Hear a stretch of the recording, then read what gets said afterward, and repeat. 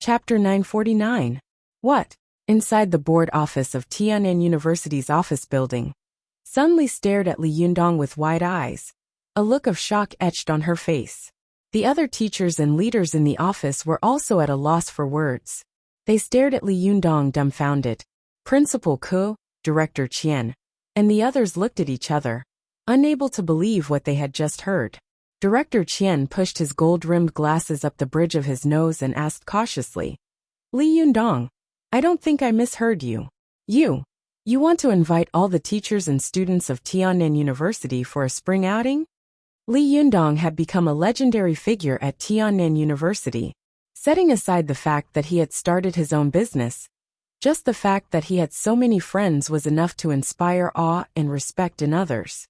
Director Qian no longer dared to treat Li Yundong like he used to be. He spoke cautiously and with a smile on his face, afraid that he might provoke the unfathomable boy. Afraid that he had misspoken, Director Qian added, Are you sure you want to invite all the teachers and students of the university? Do you even know how many teachers and students there are at Tian'an University? Li Yundong chuckled and said, I know. There should be thousands of people. Even though Tian'an University was only a third-rate university, it was still open to students from all over the country. Recently, it had been facing an expansion and a relocation to a new campus, so the number of students had increased dramatically. A few thousand was an understatement, but if one were to add up the number of teachers and students from all faculties, there would be at least 10,000 of them. Invite all 10,000 of them for a spring outing? Isn't that a little too much? Would the university still have classes then? Plus, how much manpower and resources would it take? Li Yundong is paying for all this? No way, is this kid really that rich? There's no need to waste it like this, is there? Li Yundong's words startled Director Qian. Like the other teachers, he sucked in a breath of cold air. He stared at Li Yundong as if he was an alien, speechless for a long time. Some of the teachers looked happy, some looked doubtful, and some looked straight at Principal Ku, waiting for his decision.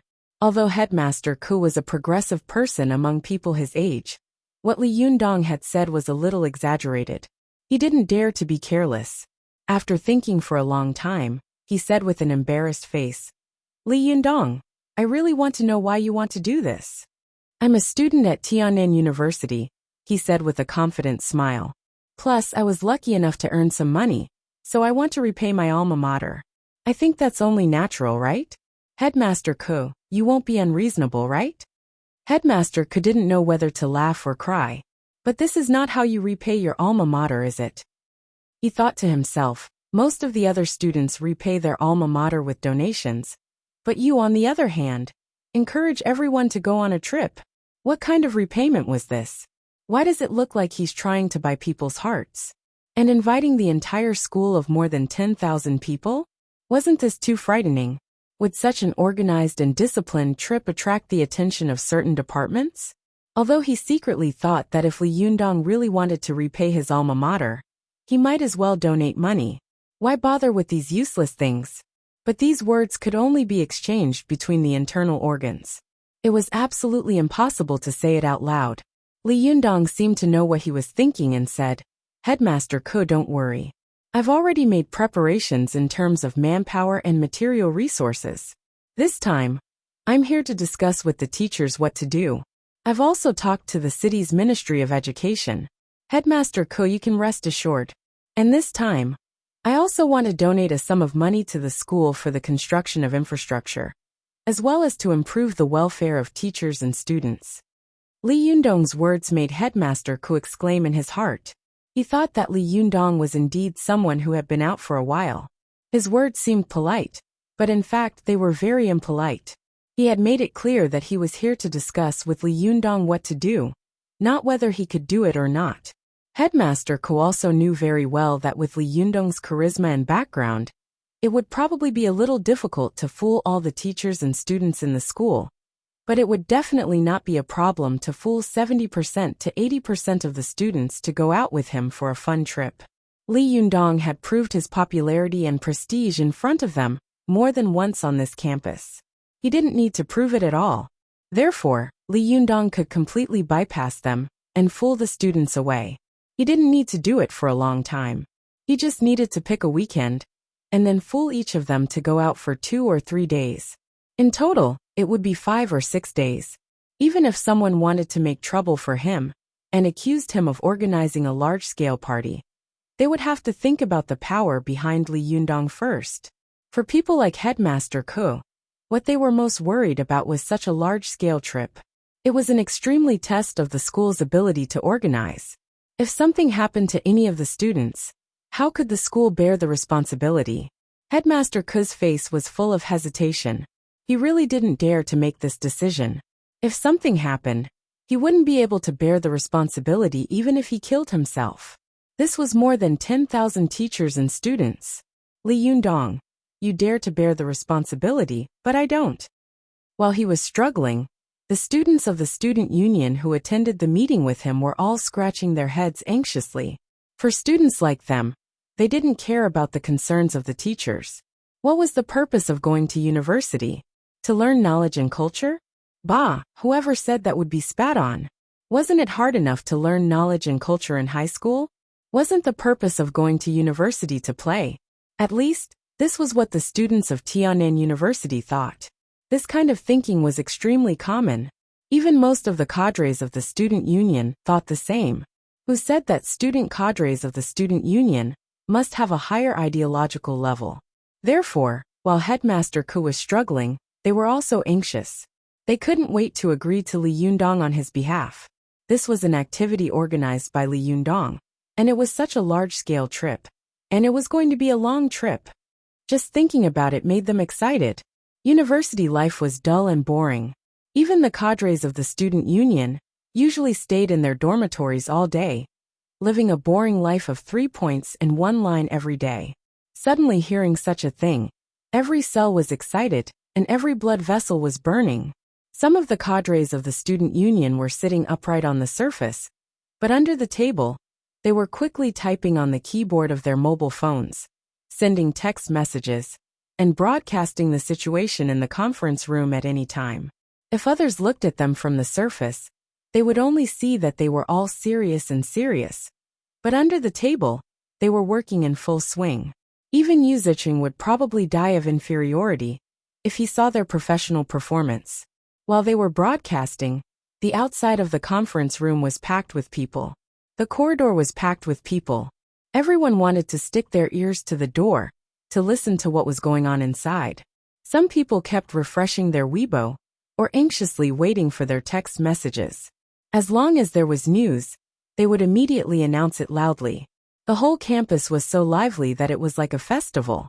The teachers had collectively chosen to temporarily lose their sight and hearing, so who would dare to control these students? For these students, Li Yundong's return to the school was enough to be a gossip topic for them to talk about for a few days. But suddenly, they heard that Li Yundong was willing to contribute his own money and organize a trip for everyone.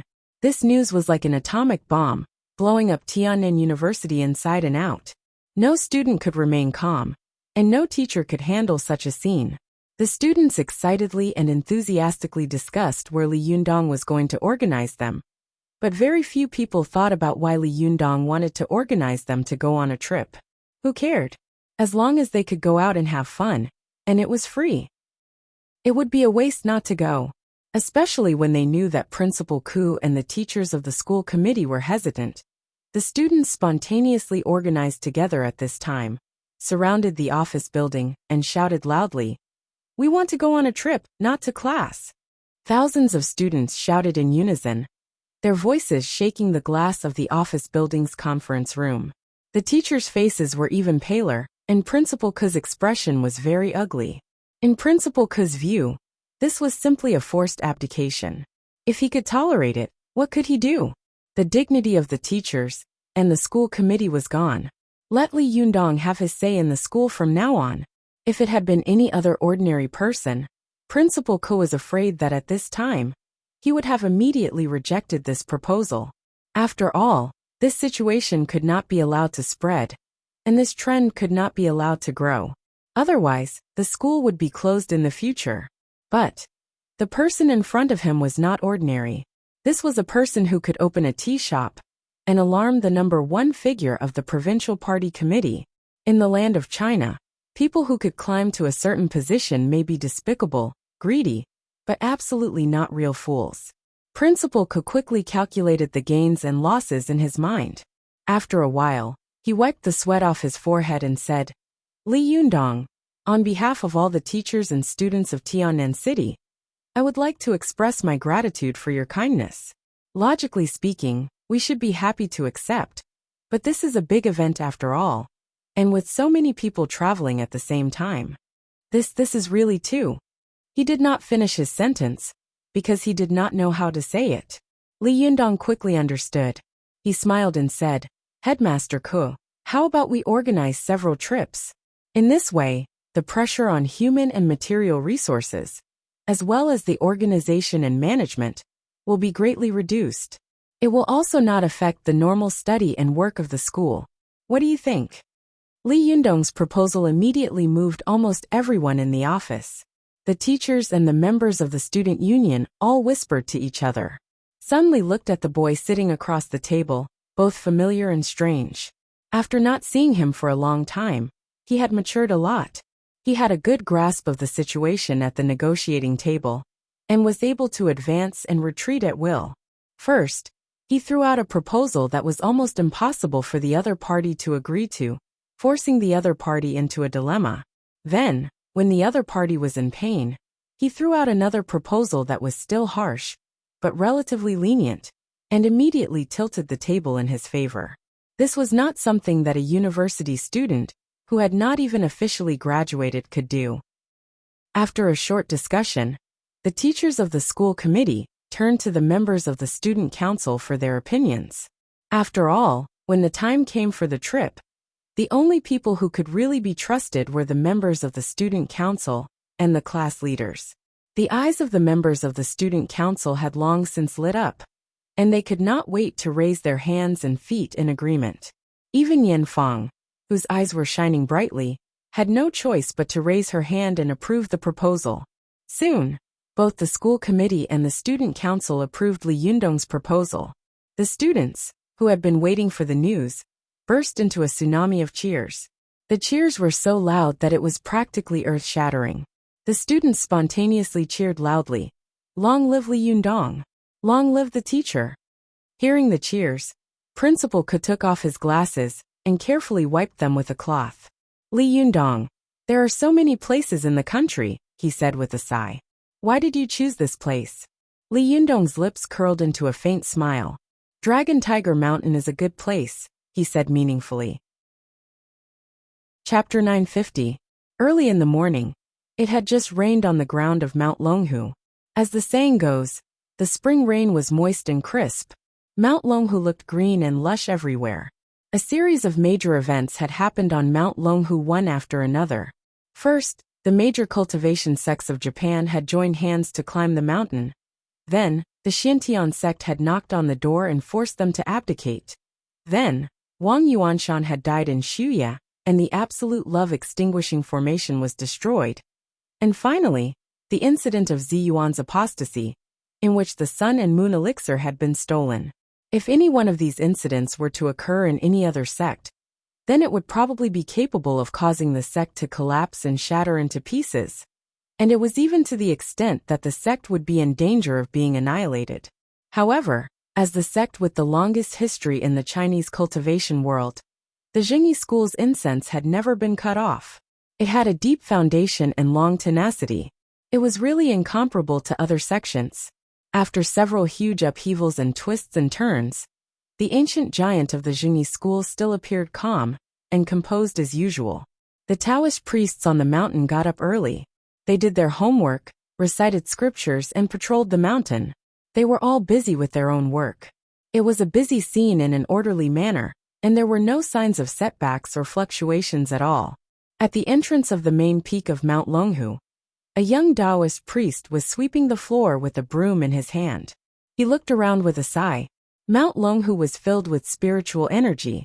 It was one of the best grotto heavens in the world. Although he had to sweep the floor early in the morning, the fresh air he breathed in made him feel comfortable and happy. The little Taoist took a deep breath and stretched. Just as he was about to rest for a while, the Shirdi beside him scolded him. Dao Jing, don't be lazy. Be careful, or I'll tell your master. The little Taoist named Dao Jing was shocked and said with a bitter face, Shirdi Daoming, you don't have to be so diligent in tattling, do you? If you want a tattletale, why don't you tattletale shimmy? The Taoist priest who was sweeping the floor with this little Taoist was the Taoist priest who had patrolled the mountain with Zhang Lufang. Although he had spoken fiercely and threatened Zhang Lufang that he would report her for leaving her post and disappearing from the world, how could he really report her? Not only was Zhang Lufang beautiful, but she also had a good personality. Although her mouth was a little fast, she was usually sweet and said nice things to everyone she met. Who on Mount Longhu didn't like her? The fact that Zhang Lufang had left her post without permission could be a big or small matter, but the key was that she was a criminal to begin with, and it just so happened that a series of major events happened on Mount Longhu. Her senior brother was also afraid that if he really reported her, he wouldn't be able to clean up the mess. If that happened, Zhang Lufang would end up like that big-nosed Li Sun and be expelled from the sect. That would be terrible. Therefore, this Taoist priest named Dao Ming was all talk and no action. He went back to complain to the brothers around him and did not continue. Early in the morning, he pinched his nose and came to help Zhang Lufang with the chores that were supposed to be done by her. There were hundreds of Taoist priests on Mount Longhu. These days, every second was an inch of gold, so everyone was immersed in cultivation. Therefore, no one noticed which Taoist priest had disappeared. In addition, everyone deliberately concealed this matter for Zhang Lufang.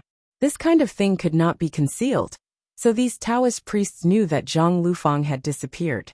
Only Zhang Ling and the other cultivators of the older generation did not know about this matter. But no matter what, the truth couldn't be contained.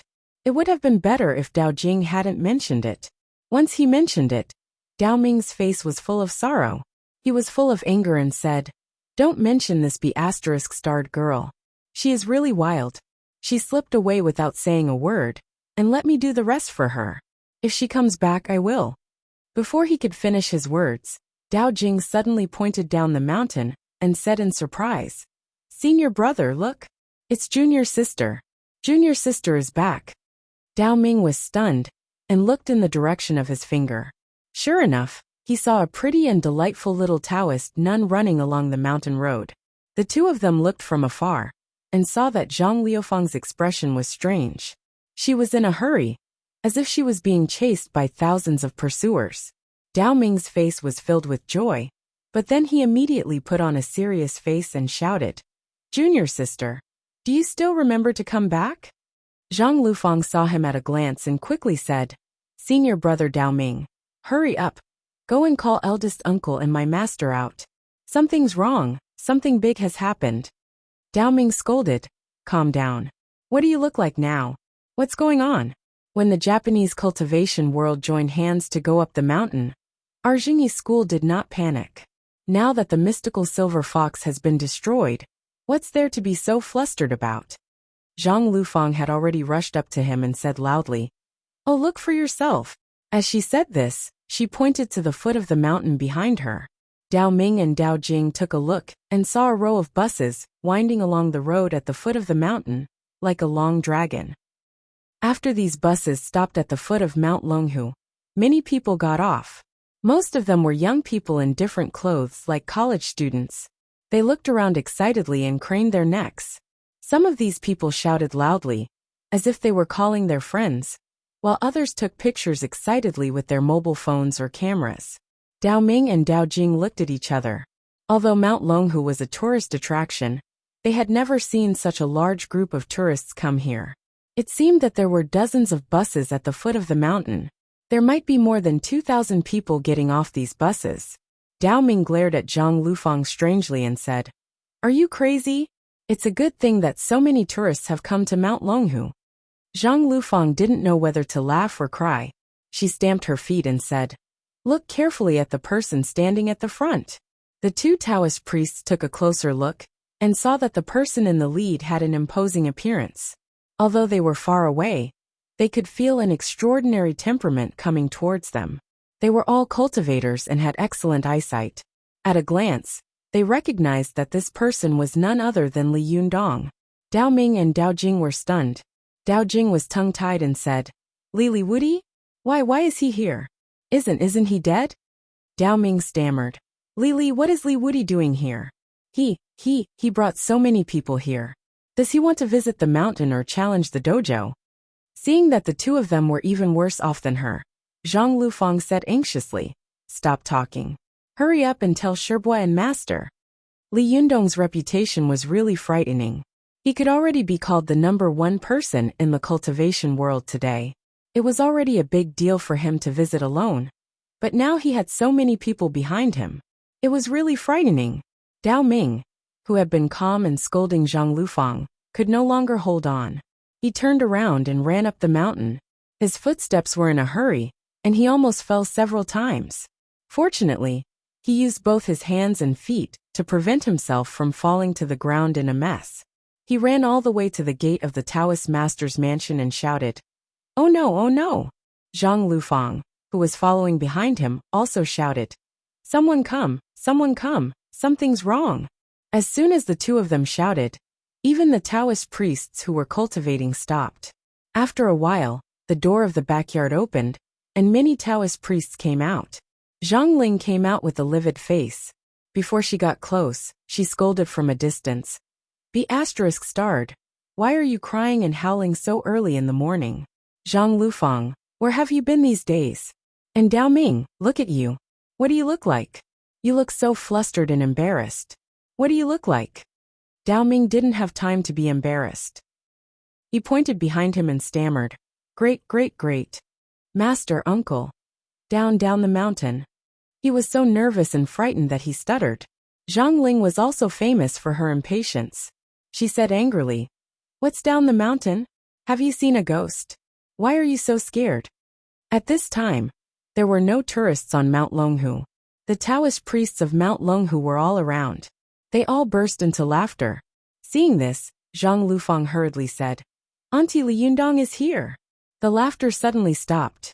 All the people who had been laughing were like roosters that had been strangled by their necks. And all their laughter was strangled. Zhang Ling's pupils instantly shrank. She said in surprise, Li Yundong? He isn't he. Everyone was also frightened and whispered to each other, No way. Isn't Li Yundong dead? Yes, how did he come back to life? I know. It must be the sun and moon flowing elixir that Zi Yuan stole that saved Li Yundong. Zhang Ling quickly came to her senses. Even if she were a fool, she could guess what Li Yundong was going to do this time. Zhang Ling sneered and shouted angrily, Well, does Li Yundong want to take people away? A country has its laws, a family has its rules, and a sect has its dogma. Disciples of the Jingyi school, can you tolerate an outsider coming to our Mount Longhu and acting recklessly? Although Li Yundong was powerful and famous, the disciples of the Jingyi school were also proud and arrogant. Zhang Ling's words immediately stirred up their arrogance and blood. They shouted in unison, No! Zhang Ling waved her hand and led the disciples of the Jingyi school down the mountain in a mighty manner. Zhang Ling raised her eyebrows and thought to herself, I don't believe that you, Li Yundong, would dare to go against the world and behave atrociously here. She led the disciples of the Jingyi school down the mountain. As soon as she arrived at the gate of the mountain, she saw a group of people rushing up. Zhang Ling took a closer look and saw that, in addition to Li Yundong, Su Chan, Zhou Qin, Lin Miao and Ruan Hongling, these people were all students and teachers carrying big and small bags. There were also many people wearing red hats standing in the crowd, holding a red flag in their hands that was fluttering in the wind. On it were a few golden words. Tianan City Dongwa Travel Agency 4-day tour to Mount Longhu. The aggressive disciples of the Jingyi school were dumbfounded. They stared dumbfoundedly at the group of Tianan University students rushing up the mountain in front of them. Their eyes almost popped out of their sockets. Damn, what the hell is going on? What are so many students doing? Li Yundong, what are you doing? Zhang Ling was tongue-tied and was about to speak when some students saw so many Taoist priests standing at the gate of the mountain. They all became excited and said, Wow, look, it's Taoist priests. It's true. He's a genuine Taoist priest. Are they from the Wu-Tang sect? Idiots, the Wu-Tang sect is on Wu-Tang Mountain. This is Mount Longhu, so it must be the Longhu sect. Ah, the sect in Mount Longhu is called the Longhu sect. Then is the cartoon in Mount Longhu called asterisk asterisk asterisk?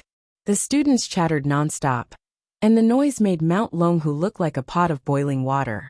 Some of the more courageous students even rushed to the side of Zhang Ling and the other Taoist priests. Regardless of whether they agreed or not, they just minded their own business and took photos together. Zhang Lufang was the most beautiful, which caused many people to exclaim. Many boys rushed to her and rushed to take photos with her. Even Zhou Ping and the others were not spared. Zhang Lufang wanted to cry but had no tears. She finally squeezed out of the crowd and said to Zhang Ling pitifully, "Eldest aunt, what should we do now?" Zhang Ling's arms were wrapped around by two girls, and she looked like a prop. She wanted to explode, but she didn't know how to do it. In order to be polite to these ordinary students, she still had a stiff smile on her face. It was so dry that it looked like a layer of mud had been smeared over it. Although Zhang Ling had the ability to adapt quickly and was in charge of many affairs of the Jingyi school, this was the first time she had encountered such a thing in her life. This group of students had obviously been encouraged by Li Yundong to come here in the name of tourism. As a tourist attraction, Mount Longhu obviously couldn't be refused. She couldn't beat them, talk to them, or scold them. Otherwise, with so many people spreading the news, the notoriety of the Jingyi school and Mount Longhu would immediately spread throughout the internet. At that time, she would suffer even more losses. Zhang Ling felt a headache coming on. The corners of her eyes kept twitching, and she gritted her teeth in her heart and said, "Li Yundong, good. You actually played such a trick. Okay, I'll play with you." Chapter 951. The main peak of Mount Longhu was in a mess. The Taoist priests of the Jingyi school were ready to fight, but they didn't expect to encounter such a thing. Mount Longhu was also a famous tourist attraction in the country. Since it was an open attraction, those who came were naturally guests, and there was no reason to close the door to refuse guests. Li Yundong came to the foot of Mount Longhu with a large group of students, with a posture of, "I'm here for sightseeing. What can you do to me?" It really made these Taoist priests, young and old, stunned and not knowing whether to laugh or cry. It was as if two sides had agreed to play football. One side was cheated and was ready to play football, but the other side gave the first side a good beating. When the first side was ready to take revenge in the second set, the other side said with a straight face, "Sorry, I'm here to play football." "Damn it, you can't be so shameless. You Superli are really good at fighting. Whether you can win or not is another matter. But you can't deprive us of the right to fight, can you? You can't ignore our burning hearts, can you?" Most importantly, this guy actually used innocent and clueless commoners as his meat shield to pave the way.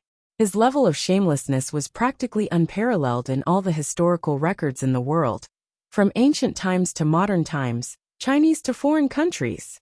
Li Yundong naturally knew that no matter how bold the disciples of the Jingyi school were, they wouldn't dare to do anything to these ordinary students. He walked up to Zhang Ling and the others with a smile. He didn't bow and greet them, but just said with a smile, "Xinren Zhang, we meet again." Li Yundong walked up to Zhang Ling, and the students who had surrounded the Taoist priests to take pictures retreated with laughter, enjoying their proud work just now. As soon as Zhang Ling got out of trouble, she took a deep breath. She felt as if she had walked around hell. Her head was swollen, and her eyes were full of anger. She gritted her teeth and said, "Li Yundong, what do you want to do?" Li Yundong laughed gently, but the corners of his eyes were full of slyness and pride. He said with a smile, "Do you still need to say? Of course, I'm bringing my classmates and teachers to Mount Longhu of the Jingyi school. Taoist Zhang, there are more than 2,000 people here. Up until now, Mount Longhu has never received such a large-scale tour group, right?" Zhang Ling almost blurted out an expletive, but when she saw all the curious eyes staring at her, she forcefully swallowed it back down. It was a good thing that she didn't blurt it out. Zhang Ling suppressed her anger and sneered, "Our Mount Longhu of Jingyi school has been glorious for a while. What are these people to us?" Li Yundong chuckled. Really? That's good. I was afraid that if too many people came at once, you wouldn't be able to handle it. As he spoke, Li Yundong looked around. He saw that most of the Taoist priests of Mount Longhu were looking at him covetously, and only a few people were looking at him curiously and timidly. Li Yundong smiled and said to them, "Don't look at me like that. I'm here to promote your Jingyi school. If you receive me well this time, maybe there will be a lot of incense offerings." Li Yundong's words made many Taoist priests' hearts skip a beat. Although most of them were cultivators who paid attention to purity and had no special pursuit of material life, cultivation was, after all, the most expensive thing in the world. Money was needed everywhere in the Jingyi school. If such a large group of tourists really came to visit, they would be more than happy to welcome them. But the problem was, Li Yundong had brought such a large group of people. Was he really here to burn incense and visit, not to destroy the temple? No matter how Zhang Ling looked at Li Yundong, there was a deep evil in her eyes. She sneered and said, "More incense offerings? Thanks to you. You just need to play less tricks, and everything will be fine. Don't think I don't know what you want to do? You want to save Ziyuan, don't you?" Li Yundong's heart skipped a beat, but his face remained calm. He smiled and lowered his voice a little, saying, "Zhenren Zhang is really smart. You understood my intention at once. Zhenren Zhang, why don't you let Ziyuan go and I'll take these students back? What do you think?" Zhang Ling laughed angrily, and also lowered her voice, saying, "Li Yundong, I know that you are invincible in fighting, and no one in the world is your opponent. But don't be presumptuous. Figure out where you are standing. This is Mount Longhu, the Jingyi school. Since the beginning of the Han Dynasty, countless masters have challenged our Jingyi school in the past 2,000 years. Countless sects have wanted to defeat us in Mount Longhu. But history has proved countless times that our Jingyi school has defeated strong enemies again and again, and Mount Longhu has stood firm again and again. I don't believe that you will be an exception." Li Yundong was not angry at Zhang Ling's tough reply. He just smiled and said, "Hey Zhenren Zhang, don't be angry. Don't be angry. All the cultivators in the world are one family. Why do you have to get angry and provoke two tigers to fight? I came here with sincerity this time. I want to discuss it with you. If you don't agree, we can talk about it slowly." Zhang Ling sneered and said, "This matter is the internal affairs of our Jingyi school. You are an outsider. What is there to talk about? Moreover, Ziyuan stole the sun and moon flowing elixir, which is an act of apostasy. It is absolutely intolerable, and there is absolutely nothing to talk about."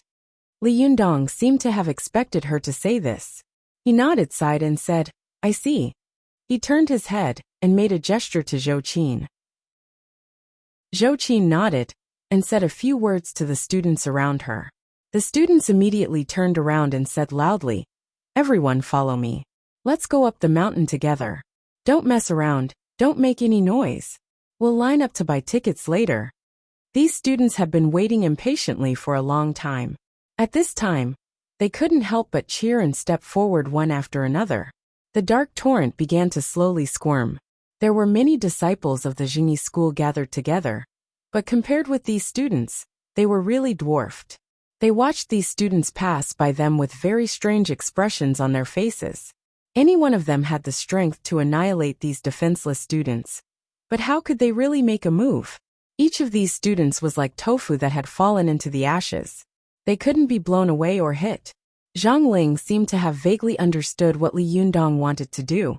She glanced at the black mass of Tian'an University students behind Li Yundong and sneered.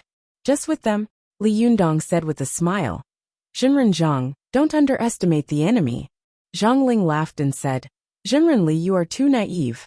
With so many people coming to our Mount Longhu, how much income will it bring us? Be careful that you kill 3,000 enemies and lose 10,000 of your own." Li Yundong also laughed and said, "Zhenren Zhang, let's wait and see." The two of them looked at each other and laughed. Their laughter was hypocritical and fake. After Zhang Ling finished laughing, she turned around and flicked her sleeves. Her face immediately darkened. She sneered and said to Zhou Ping, who was always by her side, "Go, send someone to keep an eye on them. Don't let them mess around on the mountain." Zhou Ping said with a strange expression, "How? There are thousands of them." Zhang Ling said angrily. Nonsense, can't we just keep an eye on the main attractions? Zhou Ping said with a wry smile, Master. Then we won't cultivate anymore? Zhang Ling was stunned for a moment, then gritted her teeth and said, Let's hold on for one day and see what happens. Zhou Ping had no choice but to turn back and give her fellow disciples a wink. Then she left with the students of Tiannan University. At this time, the students went up the mountain. Most of them were divided into more than a dozen square formations, led by more than a dozen tour guides, and walked toward Mount Longhu one after another. Zhang Ling looked at Li Yundong and the others covetously. If she found anything wrong, she would go forward. But after watching for a while, she saw that these students were all buying tickets and entering the door. She couldn't help but be surprised. Is Li Yundong really here to give us money? She thought. The tickets are more than 200 yuan each. Even if it's a group purchase from a travel agency, it'll cost nearly 200 yuan. There are more than 2,000 people here. That's hundreds of thousands of yuan. Is Li Yundong so rich? While she was wondering, she saw many students coming to the front gate of the Taoist master's mansion and pointing at a huge bronze tripod, as if asking what it was. The tour guide who followed them explained that it was a place to burn incense and worship the gods. After burning incense, one could make a wish, and it was very effective. When these students heard this, they were overjoyed and quickly asked for the price. When Zhang Ling heard this, she was also overjoyed. She kept winking at the Taoist priest nearby and thought to herself, Li Yundong, you came to me for me to kill. If I don't kill you, my surname is not Zhang. The Taoist priest next to her understood, and also secretly hinted to the tour guide. It should be known that the world's tour guides were all unscrupulous. They all colluded with tourist attractions and other links to earn customers' money. When the tour guide saw the Taoist priest next to her winked, she immediately understood, and showed 5 fingers. When these students saw this, they were shocked. What? 5,000? In a place like Mount Longhu, the ticket money was only a very small part of the income. A larger part of the income came from incense money. The amount of incense money could vary from 10 to dozens of dollars to hundreds of thousands of dollars. Especially for the first incense in some famous temples, there were countless people who wanted to snatch it even if they had to break their heads to do so. In some places that were deeply religious, there were even bloody fights over the first incense. In the world, the richer and more powerful people were, the more religious they were, and the more they believed in these things. Therefore, they often spent a lot of money, and it became one of the main sources of income for a religion or a sect. The tour guide originally only wanted to trick the students into buying a 50 yuan incense stick. She did not expect these students to be so arrogant, asking for 5,000 yuan. She was so scared that she quickly waved her hands, indicating that it was not that much. But she did not expect that the students would immediately gasp and say, 50,000? Isn't that too much? So expensive? Immediately, a student beside her picked up his phone angrily, wanting to take a picture. So expensive? Take a picture and post it on Weibo. Zhang Ling was shocked. Although she did not usually come into contact with these modern things on the internet, she knew the power of public opinion. Zhang Ling quickly stepped forward and said, No, you misunderstood. This incense can't be so expensive. This incense is. She was just about to say that this incense was only 5 yuan, but before she could finish her words, she saw the students patting their chests in relief and saying, 500 yuan? I was scared to death. I was wondering why it was so expensive. Some students immediately shouted, 500 yuan is barely acceptable. Why don't we burn 1 incense stick for each person? Zhang Ling felt a little like she was riding a roller coaster. She had just been shocked, but now she couldn't help but be a little happy. 1 incense stick for each person? There were more than 2,000 people. So how much would it be if 500 incense sticks were burned? She was making a fortune. How much was the annual income of Mount Longhu? He had earned so much in one day, and that didn't even include other money. Even though Zhang Ling was quite powerful in the Jingyi school and had a high cultivation quotient, her heart was still alive. She kept sneering and saying, Li Yundong, I think this time you are pretending to be a stone and smashing your own foot. You have fattened us this time. Just as she was thinking, she suddenly saw a student turn around and take out a pack of incense from his backpack, then seriously light it up and insert it into the incense burner. Zhang Ling was dumbfounded and stammered. Why did you bring your own? Bring your own. The student said with a smile. Thanks to Li Yundong for reminding us. He prepared a bag for each of us. As he spoke, the other students also took out a bag of incense from their backpacks and lit it one after another. Zhang Ling was dumbfounded. She would never have thought that there would be people who would bring their own wine to eat and women to brothels. However, she had never seen anyone who would bring their own incense from thousands of miles away to burn their own incense. Chapter 952. At this moment, Zhang Ling suddenly had an urge to go berserk. She stood there for a long time without moving. She didn't know how long it had been until Zhang Lufang came over and spoke to her timidly. Only then did Zhang Ling react. When Zhang Ling came to her senses and took a closer look, she suddenly gasped. Wow, this incense burner is already full of incense sticks. Not a single F*king stick was bought here. They were all brought with them. How wicked! If the great ancestors of the three pure ones knew about this, they would be so angry that they would go crazy. The corners of Zhang Ling's eyes kept twitching, and she cursed in her heart. Li Yundong, how wicked are you to come up with such a wicked idea? Zhang Lufang looked at Zhang Ling cautiously. After waiting for most of the students to leave, she asked in a low voice that she already knew the answer to. Great aunt, whose idea was this? Was it Li Yundong? How could there be such a thing? It's too wicked. Zhang Liufang's little calculation could not be said to be not clever. Her words implied that she had completely removed herself from the blame and corrected her position. Auntie, I haven't been with Li Yundong these days. I have no idea what they are going to do. Even if I know, they are watching me and I can't send a message. Even if I have a mobile phone to send a message, there is no power. Even if there is power, it's... Oh, anyway, this has nothing to do with me. I'm on your side. I was born a member of the genie school. If I die, then forget it. I want to live well. In short, this has nothing to do with me. It's all Li Yundong's fault. Zhang Ling didn't expect Zhang Lufang to have so many plans in an instant. She flew into a rage and finally couldn't help roaring. This is more than wicked. It's simply wicked. Zhang Lufang looked at Zhang Ling with a sad and sympathetic face and thought to herself, alas, auntie is so angry that she's incoherent. Zhang Ling threw a tantrum on the spot for a while. After her anger subsided a little, she took a deep breath and laughed angrily again. Li Yundong, do you think you can force our genie school to submit like this? You're too naive. Earn less. At most, I won't earn your money. Let's see who can outlast the other. Zhang Lufang hurriedly nodded. Yes, as the saying goes, poverty cannot be shaken, might cannot be subdued, riches and honor. Zhang Ling was so angry that she interrupted her and said, Bullsh**t. Do you know how to talk? Is it appropriate to say that here? Zhang Lufang quickly covered her mouth with her hands and looked at Zhang Ling in horror. After a while, she put down her hands and said cautiously, in short, eldest aunt, this little bit of money is nothing to our genie school, right? If Li Yundong wants to use this to force us to submit, it would be the most ridiculous thing in the world, wouldn't it? Zhang Ling snorted angrily. As long as you know. Let's go. I'd like to see what other tricks Li Yundong has up his sleeves. Zhang Lufang nodded vigorously and agreed.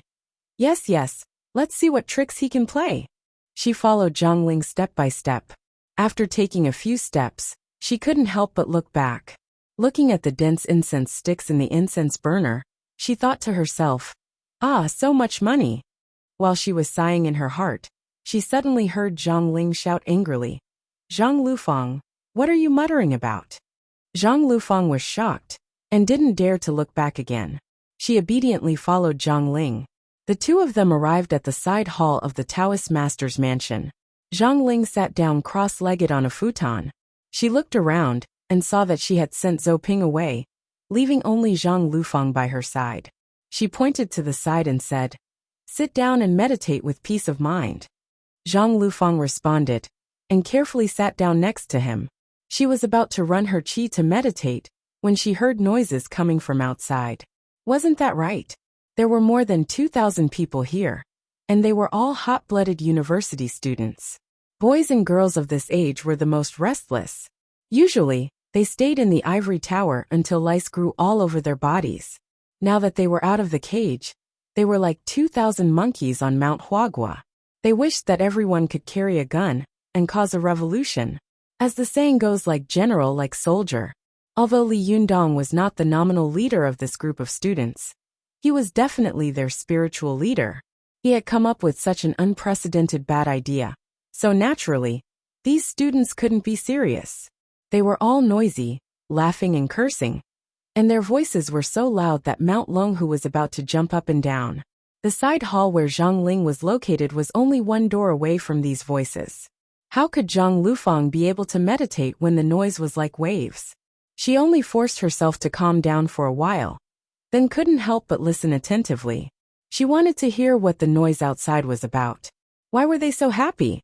Zhang Lufang had grown up on Mount Longhu, so she couldn't be more familiar with the flowers and grass here. She could even feel the way down the mountain with her eyes closed, so naturally, there was nothing new about it. However, almost none of these college students had been to this place before, so they were curious about everything. When they saw a stone, they would shout and make a fuss. Zhang Lufang felt as if she had swallowed 25 little mice in one breath because of the noise outside. She was stretching her neck to listen to the movement outside when she suddenly heard Zhang Ling scolding. Zhang Lufang, let him be strong. The cool breeze blows the hill. Let him be strong. The bright moon shines on the river.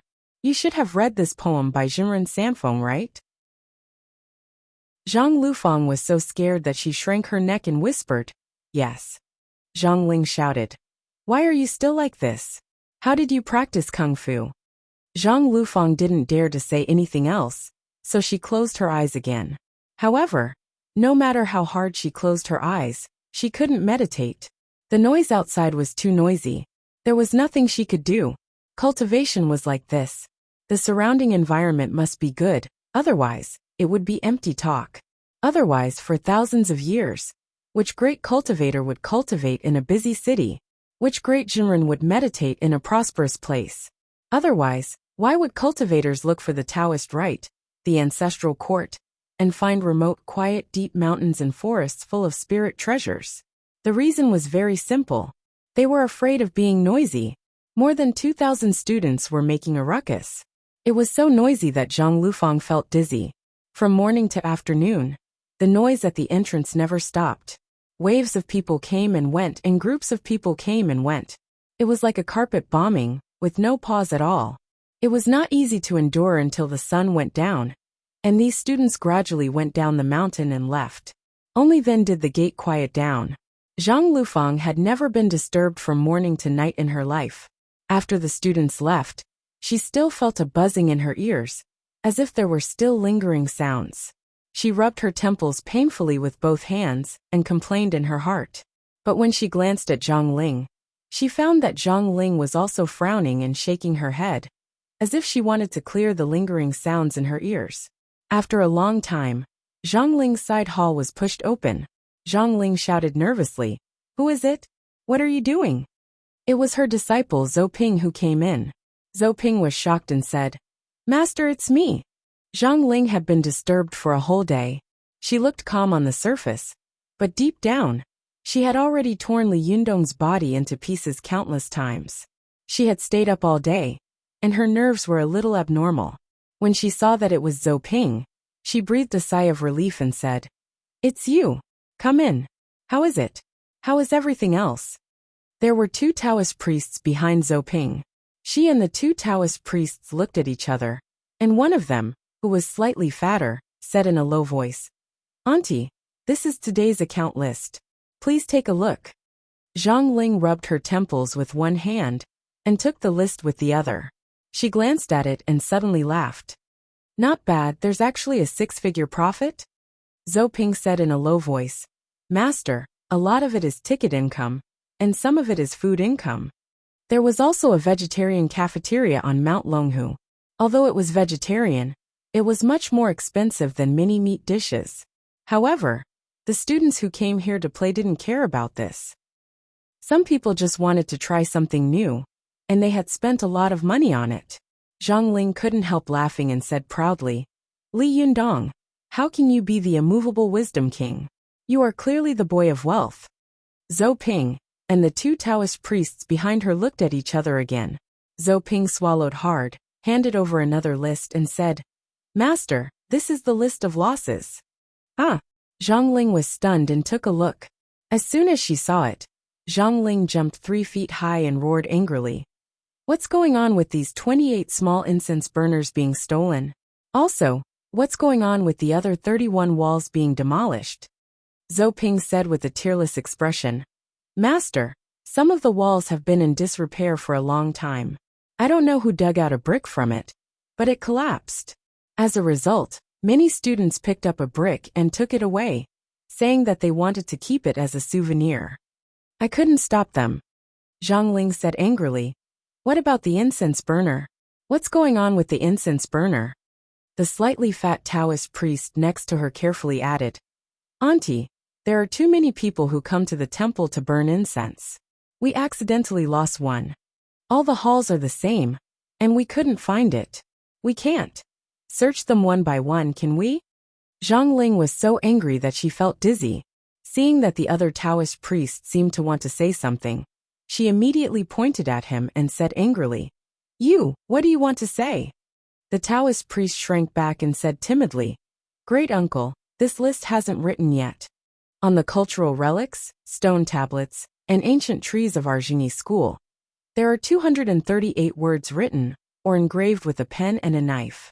When Zhang Ling heard the Taoist priest's words, she was so angry that she almost spat out a mouthful of blood. She rushed out quickly, but after a few steps she stopped. Her heart was bleeding with hatred. These were the cultural relics and treasures of Mount Longhu. The last time it had been ruined like this was in the 70s. Zhang Ling was so angry that her vision turned dark, and she almost fainted. At this time, the other Taoist priests outside also came to the door of the main hall and said behind her, Auntie, it's too noisy today. I can't cultivate even if I want to. That's right. It's the beginning of spring. Every second counts.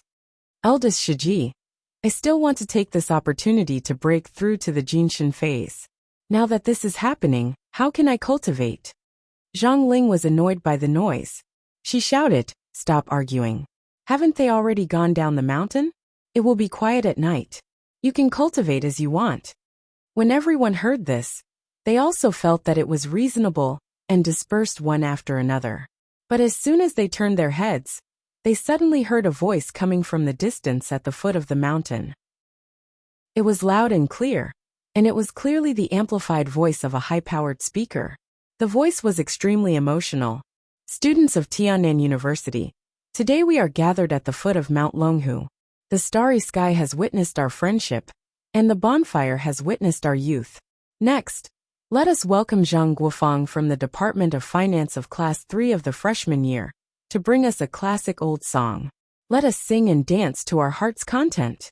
When these Taoist priests heard this, they all burst into an uproar. What?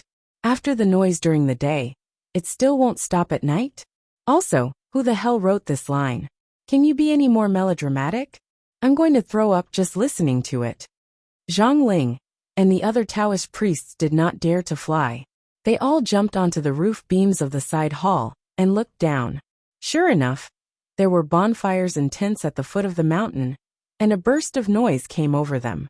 Zhang Ling's eyes were fixed, and the veins on her forehead were throbbing. She clenched her fists so hard that they made cracking sounds.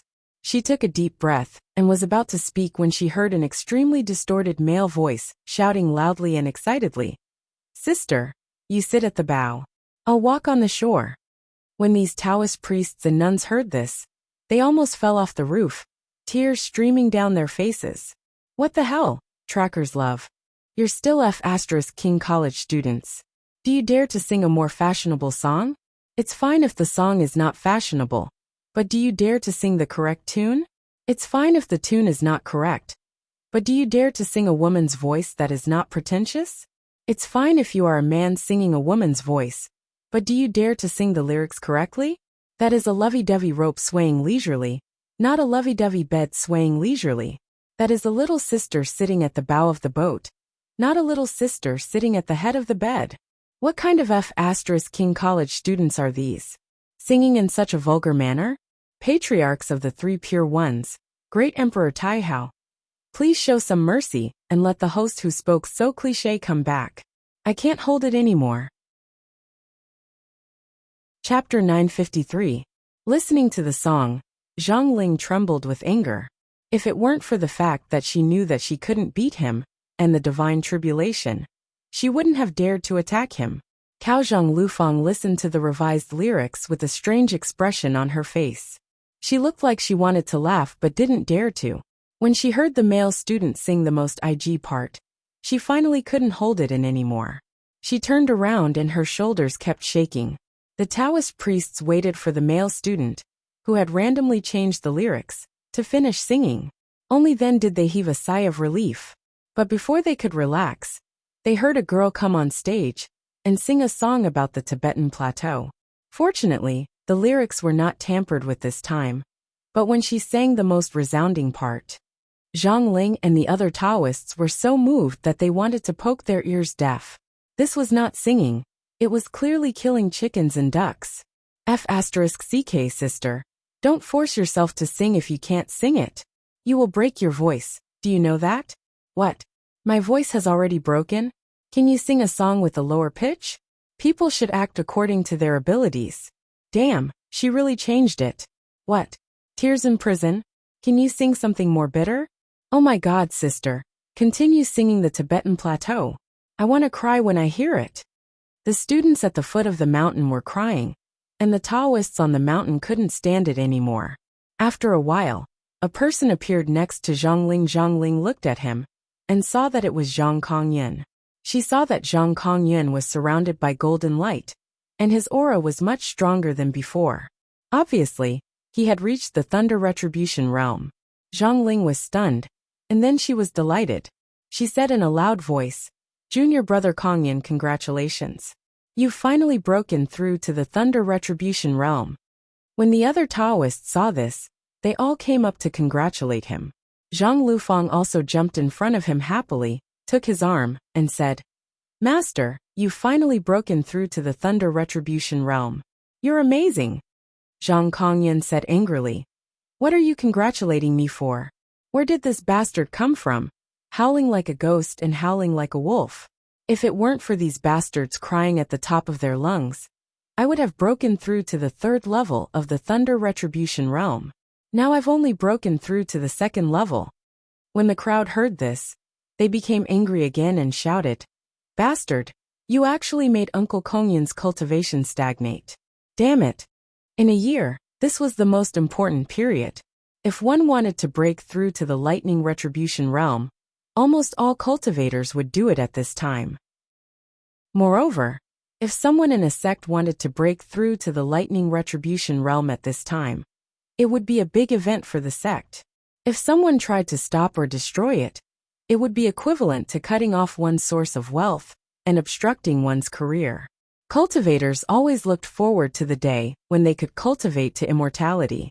It was not easy for a year to compare to a few days. It was not easy for them to seize the opportunity to break through several stages of thunder tribulations in one go. But they were interrupted by this group of bastards. It was really infuriating. These Taoists clamored to go down the mountain to find trouble with these students. But soon someone pointed out that these students were backed by Li Wudi. What could they do to Li Wudi? When everyone thought of this, they became a little dispirited and gave up. In this day and age, although a strong fist might not necessarily be able to travel around the world, sometimes a strong fist had its own benefits. With a strong fist, the voice of others was also strong. At this time, there was also a Taoist priest who suggested that if these guys at the foot of the mountain could shout, why couldn't they shout? Everyone shouted together, and see who could outshout who. There were many Taoist priests who were touched by good intentions, and they immediately agreed. At this time, Zhang Lufang also became excited. She had always been a person who liked to join in the fun, and she was afraid that the world would be stable. She also waved her arms excitedly and said loudly, "Yes, yes, let's shout together. I don't believe that we cultivators can't outshout those loudspeakers." As soon as she finished speaking, Zhang Kongyan knocked her on the head, causing her to cry out in pain. She covered her head and looked back at Zhang Kongyan with an aggrieved expression. "Master, why did you hit me?" But at this time, Zhang Kongyan was still calm. After asking about the situation, he first glared at Zhang Lufang, and then said loudly, "Shi Xiang Shimi, don't be impatient. If we go to make trouble for them, we will really fall into Li Jiandong's trap." At this time, everyone calmed down a little and asked, "Shirshu Kongyan, what should we do?" Zhang Kongyan thought for a moment and said helplessly, "The calmer we should show, the more disappointed they will be. If we make trouble for a while, Li Jiandong will find that it's useless, and he will retreat by himself." Zhang Lufang, who was standing to one side, said boldly, "Will he retreat so easily?" She didn't believe that Li Jiandong would give up the plan to save Zi Yuan so easily. Zhang Kongyan said, "Zhenrenli has great determination and wisdom. It's almost impossible for him to abandon the plan to save Zi Yuan. But if he continues to make trouble here, he will definitely spend a lot of money every day. Li Jiandong will definitely not be able to hold on for long. Especially when he finds that it's useless, he will definitely retreat. Of course, I'm not talking about abandoning the rescue, but he should abandon this style." When the people around heard this, they felt much more at ease. They would rather have a real fight with Li Jiandong than suffer such torment. Zhang Ling couldn't help nodding in appreciation. Hearing this, Zhang Ling couldn't help but nod her head in appreciation. "That's right, junior brother Kong Yin is right. Everyone should go back. As I said, let him be strong, let him be strong. The cool breeze caresses the hill." No matter how many times these words were said, they all felt that it was appropriate. Everyone nodded, and someone immediately praised, "Uncle Da and Uncle Kong Yin are right. It's our willpower that's too shallow." Zhang Ling smiled, and was about to nod in relief when she heard a voice coming from the foot of the mountain. This voice belonged to the host who had said so many things before. This time, the abbot said in a clear voice, "Next, Senior Li Jiandong has specially ordered a song for us. It will be sung by Sun Li and Yen, one from the third class of the Chinese department of the third year. Please don't cry tonight." The crowd burst into an uproar again. Damn, Li Jiandong did it on purpose. He definitely did it on purpose. He can't be so wicked as to sing this song, can he? Is he provoking us? The corner of Zhang Ling's eyes twitched violently. The blue veins on her forehead were crawling like snakes, and she gritted her teeth. Zhang Kongyan hurriedly tried to persuade her again. Calm down, calm down. Everything is just a fleeting flower in the eyes, and a fleeting sound in the ears. It's all an illusion, an illusion." Zhang Ling also gritted her teeth and said, "All of you go back." Everyone was so scared that they quickly turned around and went back to their own houses. That night, they only heard these students making a ruckus for the entire night. It was only when dawn was about to break the next day that they finally stopped. When they stopped, these Taoist priests then bitterly prepared to go to sleep. But unexpectedly at this time, there were still students clambering up the mountain. The Taoist priests who came out to entertain and monitor them vigilantly asked these students in shock, "Damn, don't you need to sleep?" But the answer of these students almost made them vomit blood. There were only about 200 people camping last night. These Taoist priests burst into tears. What the hell, there's still a shift. Wait, a shift? This means that there will be another concert tonight? When these Taoist priests thought of this, their legs and stomachs immediately began to tremble, and their ears began to cramp. They were not afraid of people singing all night, but no one could stop this group of people from singing. Sure enough, at night, the singing came as scheduled. The Taoist priests up and down Mount Longhu all wanted to cry, but had no tears. This lasted for 5 days. After being bombarded for a few days and nights, Zhang Ling and the others felt dizzy, and all they could hear was the distorted singing. She was waiting for these students to go down the mountain early at noon. After taking the opportunity to rest for a while, she suddenly heard another person rushing in with a bang. Zhang Ling finally had a break. She immediately bounced up from the bed like a spring and flew into a rage. Bastard, can't you see that I'm resting? The person who came was her disciple Zhou Ping. Zhou Ping also had 2 dark circles under her eyes. Her face was filled with ecstasy. She pointed to the door and said in a trembling voice, "Master, they're finally gone." That voice and that expression was as if the new China had just been established. Zhang Ling stood up immediately. She was so excited that her whole body was shaking. What? These pests are finally gone? These past few days had really been a nightmare for them.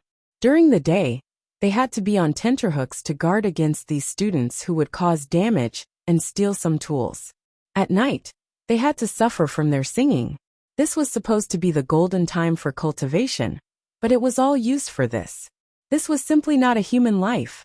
At this moment, Zhang Ling really felt like crying. She ran all the way out of the door, only to see the other Taoist priests also running out, as if they were serfs who had become masters. They ran to a high place and looked down from above. Sure enough, they saw a continuous stream of cars slowly driving away on the road.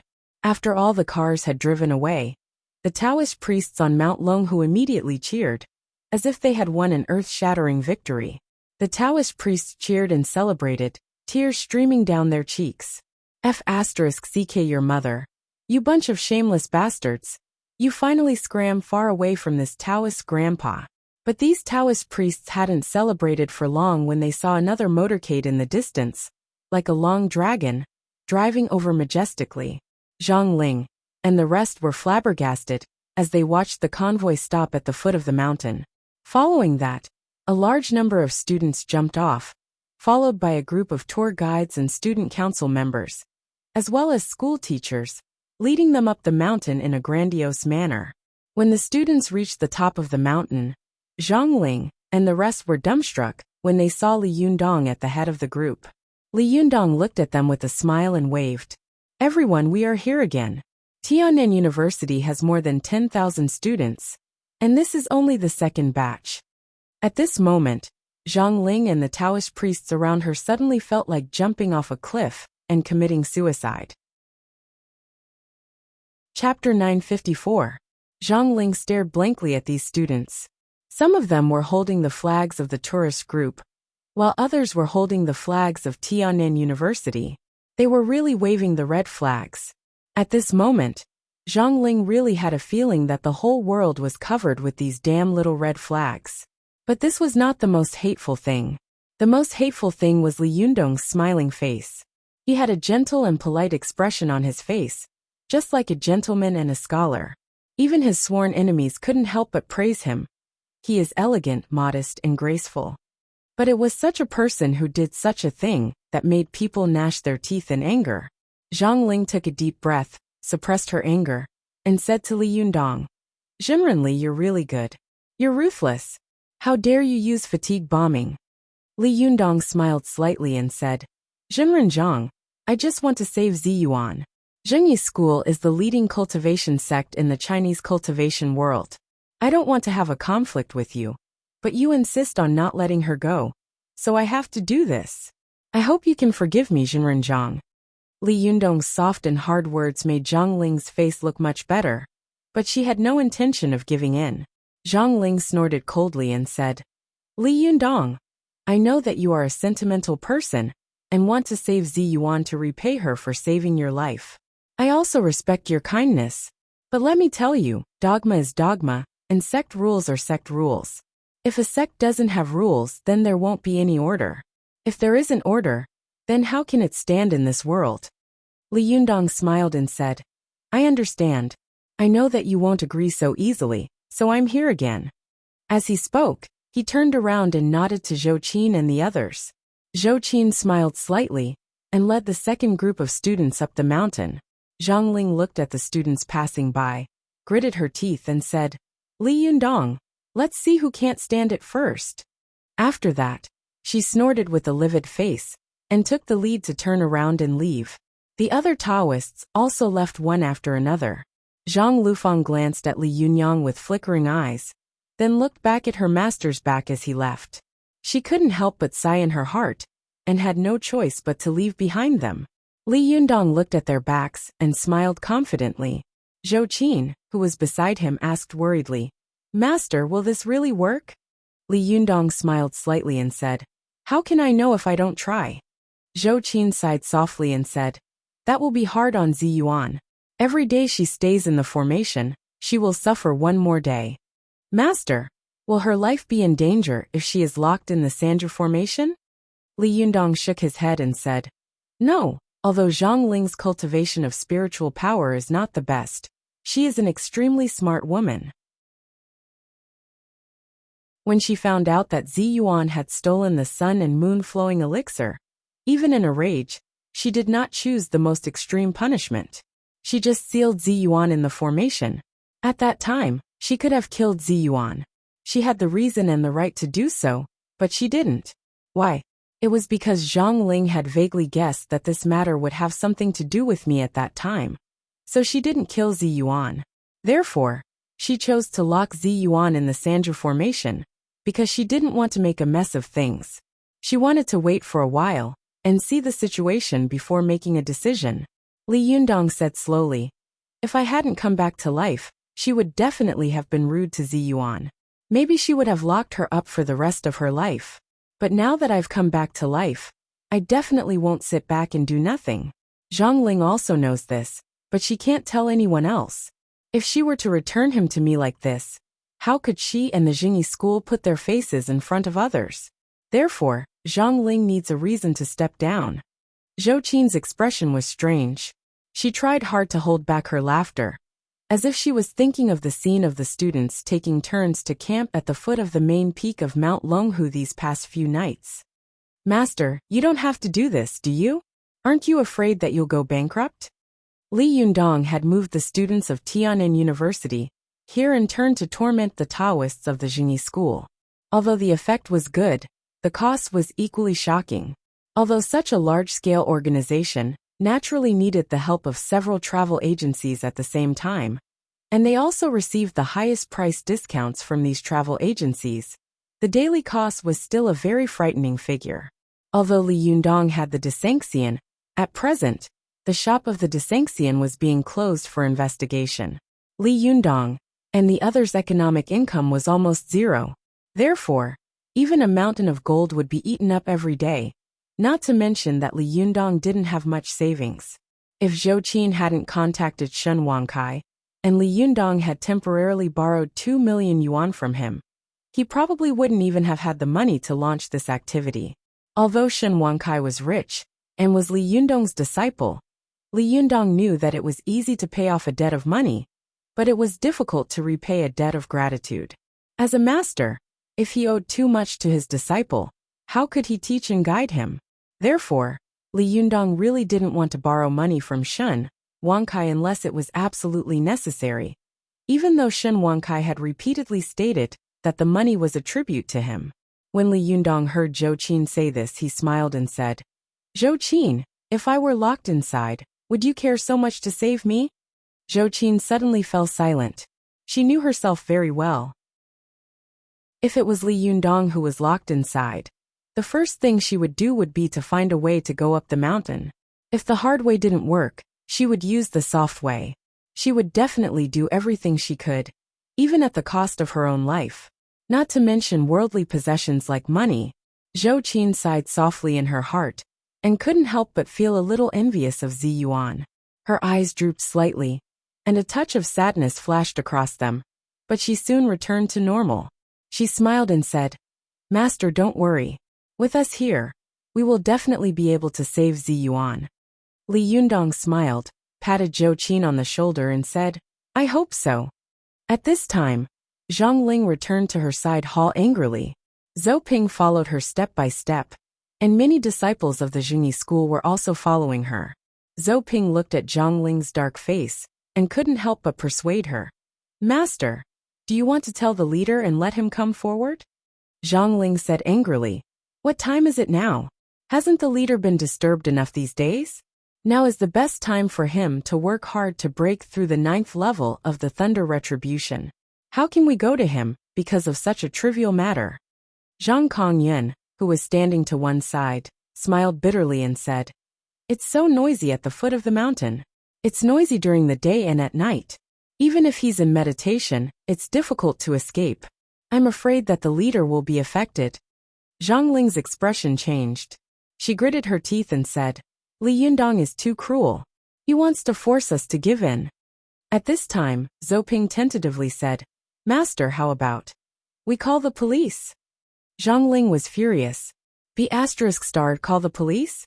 Don't you think we've embarrassed ourselves enough? If other sects find out, how can we face others in the future? The dignified Jingyi school has been stirred up by a group of students. And we're going to call the police? It's really funny. Zhou Ping's face turned red, and she didn't dare to say anything more. Zhang Ling thought for a while with a gloomy expression. Suddenly, she thought of something and said, By the way, where are Ding Yu and Ding Jiao? Where are they? Zhou Ping said, They're all in the back hall. Zhang Ling stared at Zhou Ping and said, How have they been these days?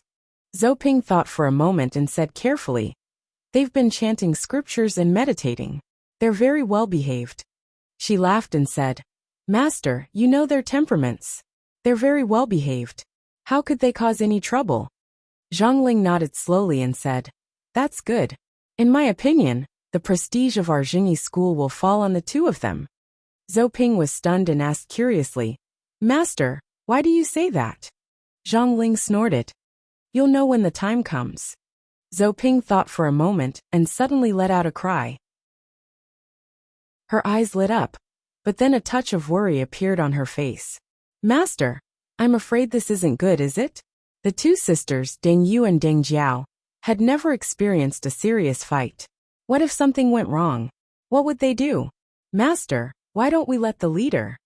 Zhang Ling immediately glared at her sternly. What did you say? Since when did you have the right to criticize the affairs of the Jingyi school? Zhou Ping's cheeks suddenly turned red. I'm sorry, Master. I just... Zhang Ling saw that Zhou Ping's eyes had also turned red in the past few days. Although she was also a cultivator couldn't stand being bombarded with fatigue for a few days and nights without rest. What's more, she was just a young girl with a low cultivation quotient. Even if she were to enter the secular world, she would only be a junior or senior female college student. Such a beautiful Taoist nun, who was originally a beautiful Taoist nun, now had 2 dark circles under her eyes, and her eyes were bloodshot. Zhang Ling's heart softened and she couldn't help but sigh.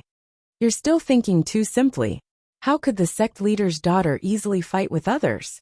Even when the heavenly fox was born, and the cultivation world was facing the danger of destruction, did the leader of the Chuanjin dragon sect show up? Did the leader of our Jingyi school show up? Zhang Ling earnestly lectured her disciple and said, Pinger, although our Jingyi school is now known as the best in the Chinese Taoist cultivation world. In fact, we are already strong on the outside but weak on the inside. Look at our whole school. There are a large number of young spirit masters, but there are only a few Jinshin masters. And the Thunder Retribution is even more pitiful. In the past, Shidi, the leader of the sect, and Wang Yuanshan secretly protected us, which was enough to protect the position of Mount Longhu. But in the Battle of Suyi, Wang Yuanshan actually died.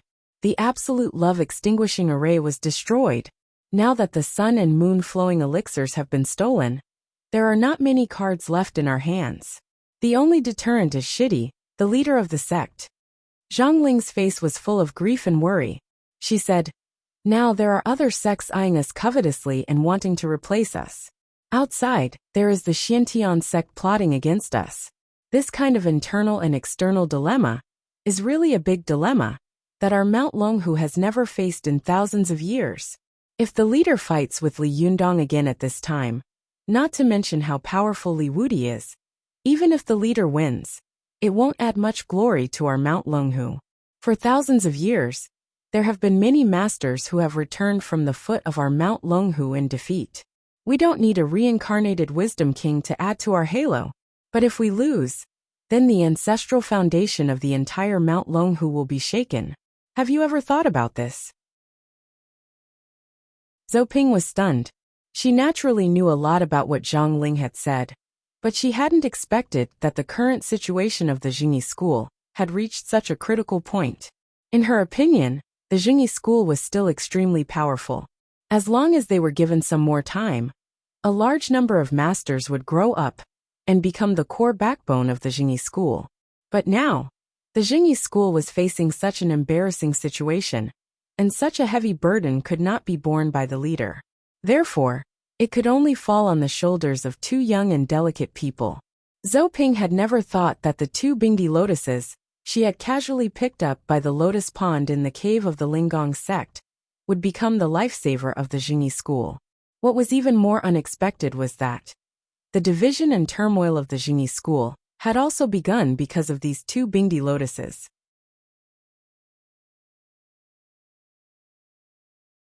Chapter 955. In the back hall of the Jingyi school, Deng Yu and Deng Jiao were sitting cross-legged in a yin-yang formation. They were sitting on the yin-yang formation eye of the formation, echoing each other from left to right. The elder sister, Deng Jiao, lowered her eyes slightly, as if she was meditating with her eyes closed, motionless. The younger sister, Deng Yu, looked a little restless. Her ears twitched from time to time, as if she was listening to the noise outside. She opened her eyes from time to time and winked at her elder sister. Seeing that her elder sister did not move, she had no choice but to call out in a low voice. "Hey, elder sister, hey!" The 2,000 ruffians led by Li Yundong had tossed Mount Longhu into chaos. Even Zhang Kongyan, who was cultivating on the side peak next to them, couldn't hold on, let alone Deng Yu and Deng Jiao, who were in the back hall. Although there were talismans and magic circles that could soundproof in the world, their range was not large. Moreover, making such talismans and magic circles consumed a lot of spiritual energy and jinqi. At this time, in order to cultivate as fast as possible, Taoist priests were not even willing to spend a little more of their spiritual energy and jinqi. How could they spend their most precious things on these things? Moreover, when cultivating in this time of spring thunder, the yang spirit must go out of the body to absorb the spiritual qi of heaven and earth. But once the yang spirit went out of the body, it would most likely break through the range of the soundproof talismans and magic circles. At that time, all the arrangements would be useless, and it would be a waste of time and jinqi. Therefore, although Deng Yu and Deng Jiao were in the magic circle, they could clearly hear the noise outside. Unfortunately, because of Zhang Ling's order, they could not take a step out of the magic circle. Otherwise, they would have rushed out to meet Li Yundong long ago. In the beginning, Deng Yu and Deng Jiao were still a little conflicted. They were very restless in the depths of their hearts, and curiosity gnawed at their hearts crazily. However, as time passed, they slowly calmed down. They were no longer as curious and anxious as they were at the beginning. Deng Jiao had a gentle and peaceful temperament, so she could still hold on. However, her lively younger sister, Deng Yu, kept looking around and scratching her ears and cheeks. After a while, she couldn't help but whisper to Deng Jiao.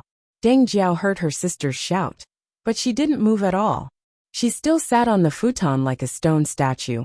Deng Yu felt strange in her heart. She carefully looked at her sister, Deng Jiao, and thought to herself, "No way. So powerful? How could she stay calm when it was so noisy outside? Isn't this too exaggerated?" Deng Yu couldn't help secretly admiring her sister. She knew that her sister liked to be quiet and not active, but she hadn't expected her sister to have such great concentration. In such a noisy environment, she could still meditate, especially when Li Yundong, whom they both cared about and admired the most, was outside. Sister can even meditate like this. Amazing. Truly amazing. No wonder Master Zhongling said that elder sister's cultivation would be higher in the future. Now it seemed that it was indeed so. Deng Yu was secretly admiring him when she suddenly heard a burst of heavy breathing and a burst of light snoring coming from the side. Deng Yu listened carefully and almost fainted. The voice was coming from her sister Deng Jiao. "Good heavens, I praised you for a long time, but you fell asleep?" Deng Yu was so angry that she gritted her teeth. She wanted to rush over and shake her sister awake, but she didn't dare to get up, let alone take a step. This was because Zhang Ling had specifically told them that once they entered a meditative state, they couldn't change their positions at will. The entire formation was filled with powerful spiritual power and jinqi. Except for the yin and yang formation eyes, The other places could be said to be impenetrable. Not even a fly could land. Deng Yu clearly remembered that Zhang Ling had once thrown a sword into the activated formation in front of them. As a result, the powerful Jinqi in the formation had instantly crushed the sword into countless pieces, only to make Deng Yu and Deng Jiao's pretty faces turn pale with fright.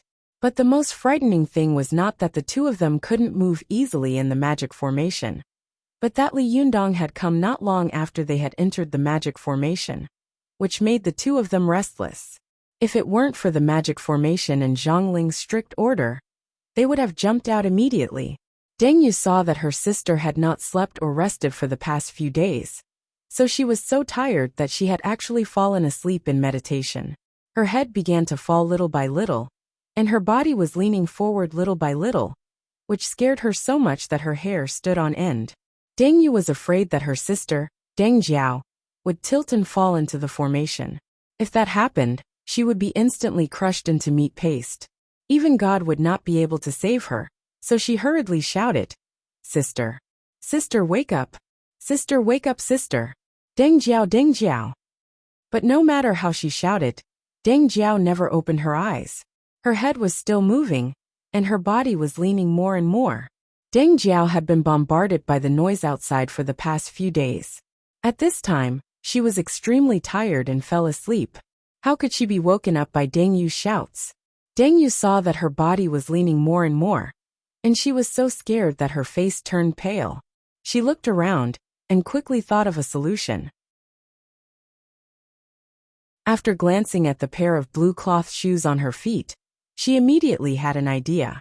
She peeled off the shoes on her feet with both hands and threw them at Deng Jiao. The bottom of the shoes solidly smacked onto Deng Jiao's smooth and full forehead, causing her to cry out in shock. She was startled awake from her drowsy sleep. Deng Yu laughed out loud, convulsing with laughter. "Sister, do my feet smell good?" As she said that, she proudly raised one of her feet and dangled her jade-white foot in front of her, her 5 plump toes playfully scratching each other. Deng Jiao covered her forehead with one hand and picked up the cloth shoes with the other. She was so angry that she laughed and said angrily, "Sister, you're so annoying. You scared me to death. It stinks, it's really stinky feet." Deng Yu snorted and said, "Bah, you're the stinky feet. If I hadn't woken you up, I'm afraid that your body would have fallen into the magic formation and died. You won't be able to see Li Yundong again, let alone talk to him." Deng Jiao's pretty face turned slightly red and she said angrily, "What nonsense are you talking about? I dare you to say it again." Deng Yu said with a smile, "How about it? Bite me? Come over and bite me." Deng Jiao raised the shoes in her hand angrily and was about to throw them away when she suddenly heard footsteps coming from outside the hall. Then a few figures flashed in front of the window. Deng Jiao was so scared that she quickly sat down. She looked around and wanted to hide Deng Yu's shoes, but there was nothing in the hall except for the towering statue in front of her. She had to lift her butt and hide the shoes under her rush cushion. In this magic formation, only the position of the rush cushion did not have any Jinqi flow, so this hiding did not cause any other abnormalities. Deng Yu also quickly hid his bare feet while sitting cross-legged. Then, he used his Taoist robe to cover them up so that no abnormalities could be seen. After the two of them were done quickly, they saw the door open with a bang. Zhang Ling led a group of Taoist priests into the hall one by one. Zhang Ling's sharp eyes swept the hall. She saw Deng Yu and Deng Jiao sitting upright, dignified and solemn. She couldn't help but nod with satisfaction. In the past few days, she had finally seen such a thing that made her a little happy. Li Yundong's tiresome bombardment really made the Jingyi school suffer to the extreme. After quarreling during the day, almost no one could cultivate normally. The 3-shift system of Tian'an University almost made the Taoist priests and nuns collapse. Many people could not stand it anymore, and privately asked Zhang Ling if there was any other solution. Although Zhang Ling had always been indifferent to this kind of surrender, she also knew that she could not let Li Yundong continue to toss around endlessly. Even if Li Yundong did not toss around all the time, in about 10 days, the golden period of cultivation would be over. If he wanted to cultivate again and break through the realm, it would be even more difficult. Moreover, this matter would definitely become the laughingstock of other sections. There might even be some people with ulterior motives who would use this method to deal with the Jingyi school. At that time, it would be a real headache. Therefore, Zhang Ling knew that the Jingyi school would definitely make concessions in this matter. But this kind of concession would be extremely limited, and there might even be some sinister intentions. When Zhang Ling had locked Zi Yuan in the Sandra formation, of course, she had not made this decision on a whim. At that time, she had already had a premonition that Li Yundong might come to save Zi Yuan, so she had deliberately locked Zi Yuan in the Sandra formation. In case Li Yundong forcibly took her away, it would be impossible for him to take Zi Yuan away, unless he could break the Sandra formation. Therefore, this was the trump card that Zhang Ling had left behind. Zhang Ling was now extremely glad that she had not been impulsive at that time. She was even more glad that she had made a wise decision to seal Zi Yuan in the Sandra formation. Otherwise, she might really be embarrassed this time. And the Jingyi school would also be notorious. In her opinion, no matter how powerful Li Yundong was, it was impossible for her to break the Sandra formation. Even Wang Yuanshan, with his magical powers, did not dare to enter the formation of the Xiantian sect. When it was time to admit defeat, she would immediately admit defeat without hesitation. Although Li Yundong's cultivation had reached the peak, the Sandra formation specialized in restraining all kinds of top experts. Even a golden immortal master would have to admit defeat if he entered the formation. However, no matter how powerful the formation was, it was still activated by people. In particular, the Sandra formation was directly dependent on the yin and yang sword souls. If the sword soul was cold-blooded, the formation would be indestructible. If the sword soul had compassion, then the formation would be in danger of being broken. Zhang Ling was not a fool. She knew that when Zhou Ping brought Deng Yu and Deng Jiao to her, the origin of this pair of Bingdi lotus was a little unclear. But after such a long time, it was impossible for her not to know anything about it. Especially when the pair of Bingdi lotus talked about Li Yundong. Their eyes shone with admiration, which made Zhang Ling even more vigilant and impressed. Therefore, in order to prevent the two sword souls of the Sandra formation from showing mercy in the formation, she had specially set up a temporary formation. The power of this formation was extremely powerful. Not only could it summon the past immortal ascension masters of the Jingyi school, but it could also make the spiritual power of the people in the formation unprecedentedly strong. But the most important thing was that when the divine souls of the victims were possessed, their past divine senses and memories would be shielded and concealed for a short period of time. This also meant that when fighting in the magic formation, Deng Yu and Deng Jiao would definitely not show mercy to Li Yundong. Because at this time, they did not know Li Yundong at all. Chapter 956. Deng Yu and Deng Jiao looked at Zhang Ling timidly. They both knew that Zhang Ling was strict and had a high prestige in the Jingyi school. Except for the sect leader, Celestial Master Zhang. Although some of the others had higher cultivation than Zhang Ling, no one dared to disobey her. They knew that if Zhang Ling knew that one of them had fallen asleep in the magic formation and almost died, and the other had been playing around with a cloth shoe, she would definitely be scolded severely. Therefore, one of them kept moving her body, as if what she was sitting on was not a cloth shoe, but a brazier. The other one always wanted to pull the tail of her Taoist robe, as if she wanted to cover her bare foot. Zhang Ling saw that their expressions were a little strange, and their bodies were constantly twisting slightly. She had been very restless in the past few days, so she did not take their abnormal behavior to heart. She only thought that it was their first time entering this kind of magic formation, and their first time receiving the god's vanquishing spell. So she was a little nervous. Almost every Taoist sect had a shentong. This kind of shentong was not compatible with the shentong of Lin Youfa's Divine Fist sect. The shentong of Divine Fist sect mostly invited the gods of the heavens, while the shentong of Jingyi school and other Taoist sects invited the ancestors who had ascended to heaven. To invite the gods of the heavens to possess one's body, one needed a very strong body. Moreover, the divine power of the gods was not something that ordinary people could bear. unless one was the reincarnation of a god. If an ordinary person invited a god to possess one's body, it would more or less cause irreversible damage to the caster.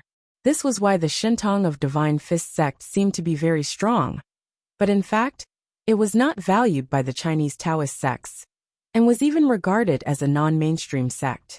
This kind of Shintong was even more non-mainstream. Only those who did not enter the mainstream would use this kind of Shintong to kill 10,000 enemies and damage 3,000 oneself. Respectfully inviting the ancestors of the past to possess one's body was another matter. The first generation of patriarchs were mostly immortals, not gods. They could not withstand the power of god force, but the same could not be said for immortal force. Moreover, the patriarchs and the users of the technique were mostly from the same sect. Their cultivation of divine arts, magic power, and true essence were all from the same source. Thus, it was easier for the user to accept the technique, allowing them to display 100% of their strength. Lin Youfa had once invited Marshal Tianping and the Holy Emperor Guan, who was far away in the Tianzuan phase, to fight with him, but in the end, they couldn't even defeat Li Yundong, who hadn't even reached the Zhuji phase. Instead, they were defeated by Su Chan once, and his arm was broken by Li Yundong once. If this kind of god-inviting spell could bring out a god's 100% strength, wouldn't it mean that even the head god of the Big Dipper and warrior Saint Guan Yu couldn't defeat an ordinary person who hadn't reached the foundation-building realm? This was simply the biggest joke in the world. However, the immortal arrival formation of the Jingyi school was not suitable. Once the patriarchs of each generation possessed them, Deng Yu and Deng Jiao would be able to transform into extremely powerful golden immortal masters within a certain period of time. Zhang Ling also knew that if only Deng Yu and Deng Jiao, these two golden immortal masters, were to fight face-to-face with Li Wudi, who had fought in hundreds of battles and forced the gods and Buddhas to retreat with one palm, the result would be one word: defeat. However, Deng Yu and Deng Jiao were the sword souls of the Triultimates array, and the array itself was a massive lever. Even if they were weak, they could still unleash an astonishing might from the Triultimates array. But if they were golden immortal experts, then with the addition of the array as a massive lever, the might they could unleash was truly unimaginable. Archimedes, give me a fulcrum, and I can pry up the whole earth. The relationship between the triple ultimate formation and Deng Yu and Deng Jiao was just like this sentence. Zhang Ling firmly believed that Deng Yu and Deng Jiao, who were in the triple ultimate formation, were absolutely invincible. Even if the gods descended to the mortal world, they would still be crushed into powder. Thinking of this, Zhang Ling's spirit was lifted. She turned to the few Taoist priests beside her and said, "Get ready." The few Taoist priests did not say a word. Their figures flashed, and they stood in the four corners of the Great Night Hall, their hands forming incantations. Zhang Ling said to Deng Yu and Deng Jiao, "Are you ready?" Deng Yu and Deng Jiao saw that Zhang Ling did not notice their previous abnormality, and hurriedly nodded. Zhang Ling nodded in satisfaction. She waved her sleeve and shouted, "Activate the formation." The Taoist priests standing in the four corners began to chant incantations. For a moment, the formation of the Great Night Hall shone brilliantly, and divine light shot up to the sky. Fortunately, it was daytime, and a beam of white light shot up to the sky from the Great Night Hall. It was not very conspicuous, otherwise, if the rebellious students of Mount Longhu saw it, they would immediately turn the sky upside down. This beam of light shot straight into the sky, breaking through the clouds in the sky, as if it had forcibly torn a gap on the border between the heaven realm and the mortal realm. From this gap, one golden figure after another was faintly discernible in the clouds. After these figures appeared one by one, two figures suddenly flew down from the beam of light. The speed at which the two figures descended was extremely fast, as if they were two beams of white light. The two beams of white light shot into the Great Night Hall's array formation like sharp arrows, and immediately turned into countless beams of white light that converged within the yin-yang array formation. The light within the array formation flowed and rotated. Deng Yu and Deng Jiao were sitting cross-legged in the middle of the formation. At first, their eyes were still closed, But both of them could hear the strong wind blowing in their ears, and the sound of whispering came from the wind. It sounded like chanting coming from a faraway place. The two of them curiously opened their eyes and saw the white light flowing around them. Divine light overflowed from their feet, rising and falling like the waves of the sea. The two of them were dazzled by what they saw. At this moment, the white light and the overflowing divine light converged towards the two eyes of the formation. And then through the eyes, they were transmitted upwards. Deng Yu and Deng Jiao's bodies immediately trembled, and they felt an incomparably large amount of power being transmitted into their bodies. Their blood vessels felt like boiling lava, and their entire bodies felt like they were on fire. Zhang Ling stared at the two of them with her large eyes, for fear that they would make a mistake. But at this moment, no matter if it was Deng Yu, Deng Jiao, or Zhang Ling, or the Taoist priests surrounding the Great Night Palace, none of them noticed that under the praying mat beneath Deng Jiao, there was a thick and solid nanolayered Saul's cloth shoe that forcibly blocked a portion of the white light and divine light from flowing into Deng Jiao's body.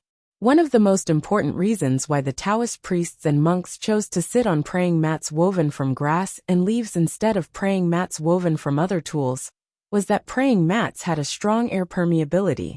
When cultivators were cultivating, the Huyin acupoint was an extremely important acupoint. Not only could it absorb the qi of the earth, but it could also expel waste gas from the body, so that the qi of the upper and lower parts of the body, the qi of heaven and earth, and the qi of the inside and outside of the body could be fused. If they were sitting on an airtight praying mat, the qi would be blocked, and the qi would stagnate. The cloth shoes Deng Yu was wearing were handmade by the Taoist priests of the Jingyi school. This kind of cloth shoes was very different from ordinary handmade cloth shoes. Not only did these Taoist priests have to meditate and cultivate, but most of the time, they also had to refine their fleshly bodies, practice body-strengthening techniques, and patrol around Mount Longhu. They even had to wear them on long journeys to cultivate their foundation. This kind of cloth shoes was extremely hard. An ordinary person would not be able to leave a scratch on the soles of the shoes, even if they used a knife. This showed the level of hardness of the cloth shoes. Deng Jiao did not know that the cloth shoe she had casually hidden under her body had forcibly blocked a portion of the spiritual power and Junqi from entering her body. It had also blocked a portion of the spiritual sense and soul of the two grandmasters of the Jingyi school that had been invited by the spirit-inviting spell. No matter how powerful Zhang Ling was, she could not have expected that there would be such a loophole in her carefully prepared and foolproof plan. In particular, she never expected that there would be a white light lingering around the Great Night Hall formation, neither dispersing nor converging. This was actually a portion of the Jinqi and soul that had not completely entered Deng Jiao's body. As the saying goes, there is a loophole in 100 secrets. Just as she was preparing her final trump card, the students of Tiannan University, led by Li Yundong, had already changed 4 batches of people. After the last batch of students came to Mount Longhu for a few days, it had already entered the Qingming festival. The ancients had a poem.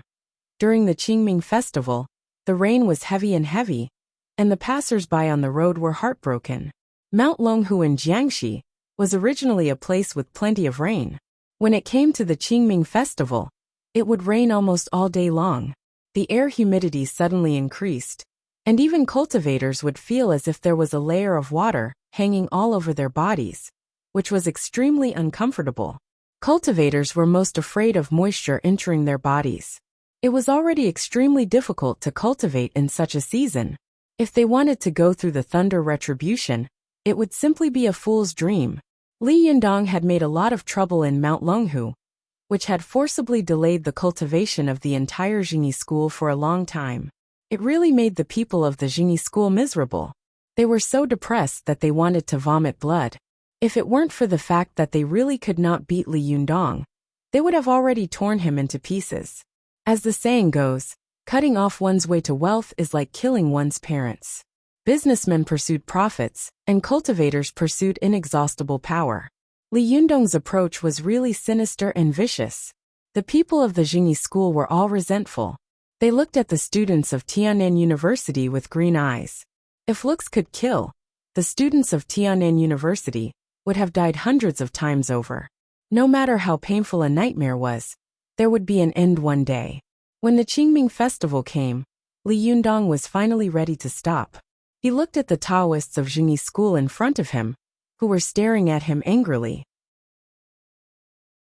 With a smile on his face, he said something that almost made them jump off the cliff together. "Everyone, we'll see you next year."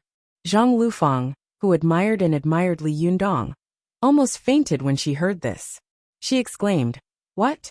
Come again next year?" Li Yundong looked around and saw that there was no one else around, so he said with a smile, "Of course, as long as Ziyuan is not rescued, I will not abandon her. If she is not rescued for a year, I will bring people to Mount Longhu every year at this time to burn incense and worship the gods." Zhang Lufang patted her forehead and groaned in pain. "Oh my God! Just kill me now." Zhou Ping's face showed anger and she shouted, "Li Yundong, don't dig deep into the soft soil." Li Yundong didn't wait for her to finish speaking and interrupted her. "Everyone, goodbye."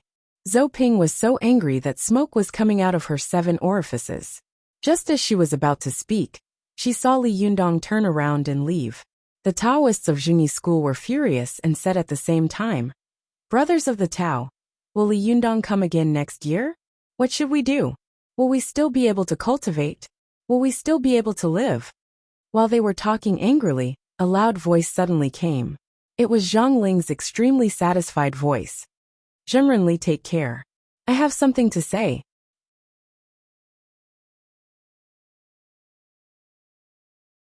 Chapter 957. When Li Yundong heard Zhang Ling's voice, his heart skipped a beat, and he turned around. The teachers and students of Tian'an University, behind him, had all gone down the mountain at this time.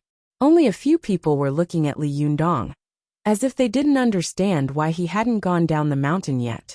Li Yundong looked in the direction of Zhang Ling's voice, only to see her walking towards him with a smile on her face. Her smile was full of confidence, and she looked radiant and energetic. Compared to the way she had been tortured over the past few days, she looked like a completely different person. Li Yundong thought to himself.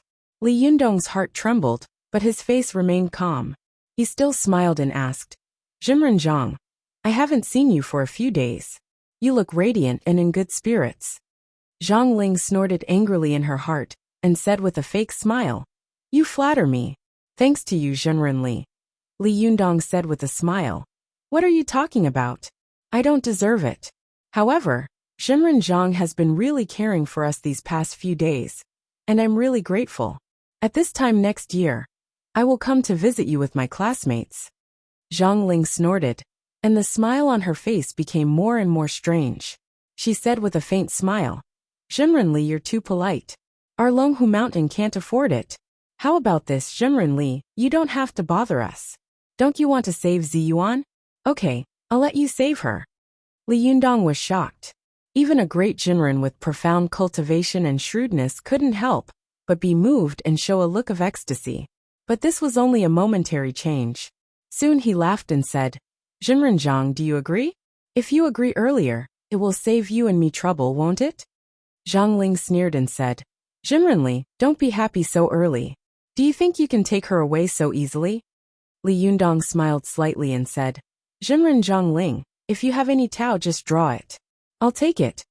Zhou Qin, who had been watching Li Yundong, suddenly exclaimed, "No." Her cry shocked the other teachers and students who had not left. They all looked at them. Zhou Qin's eyes quickly swept over them, and she came to Li Yundong's side. She lowered her voice and said, "Master, you can't agree so easily." Zhang Ling came prepared. She must be prepared. "Be careful. You can't have anything happen to you." Li Yundong had been saved by Ziyuan and had come back to life. For Zhou Qin, this was like going from hell to heaven. When she thought of the hazy, terrifying, and cold days, she shuddered. She couldn't believe how she had survived. Zhou Qin absolutely did not want to see Li Yundong die in front of her again. She also did not want Li Yundong to think of a way to save Ziyuan at the risk of his life. That would be the most terrible nightmare. Zhou Qin's eyes seemed calm, but Li Yundong could see the deep trembling and fear in her eyes. This was a kind of infatuation and palpitation that came from deep and bitter love. This kind of gaze was the one that Li Yundong had shown after Zhou Qin's legs had recovered. She had thought that Li Yundong would leave her after she recovered, and had committed suicide by jumping off a building upstairs. He knew very well in his heart that Zhou Qin loved him very deeply. This kind of love, which was close to obsession and madness, made a proud and outstanding woman like her endure the torture of jealousy and the pain of secret love, just to stay by his side, to look at him one more time, and to listen to him one more time. That was enough. Li Yundong looked at Zhou Qin's silent eyes, and looked at the deep love in them. He couldn't help but tremble in his heart. His voice suddenly softened as he whispered, "Don't be silly. If you were locked in the magic formation, you know that I would also come to save you at all costs."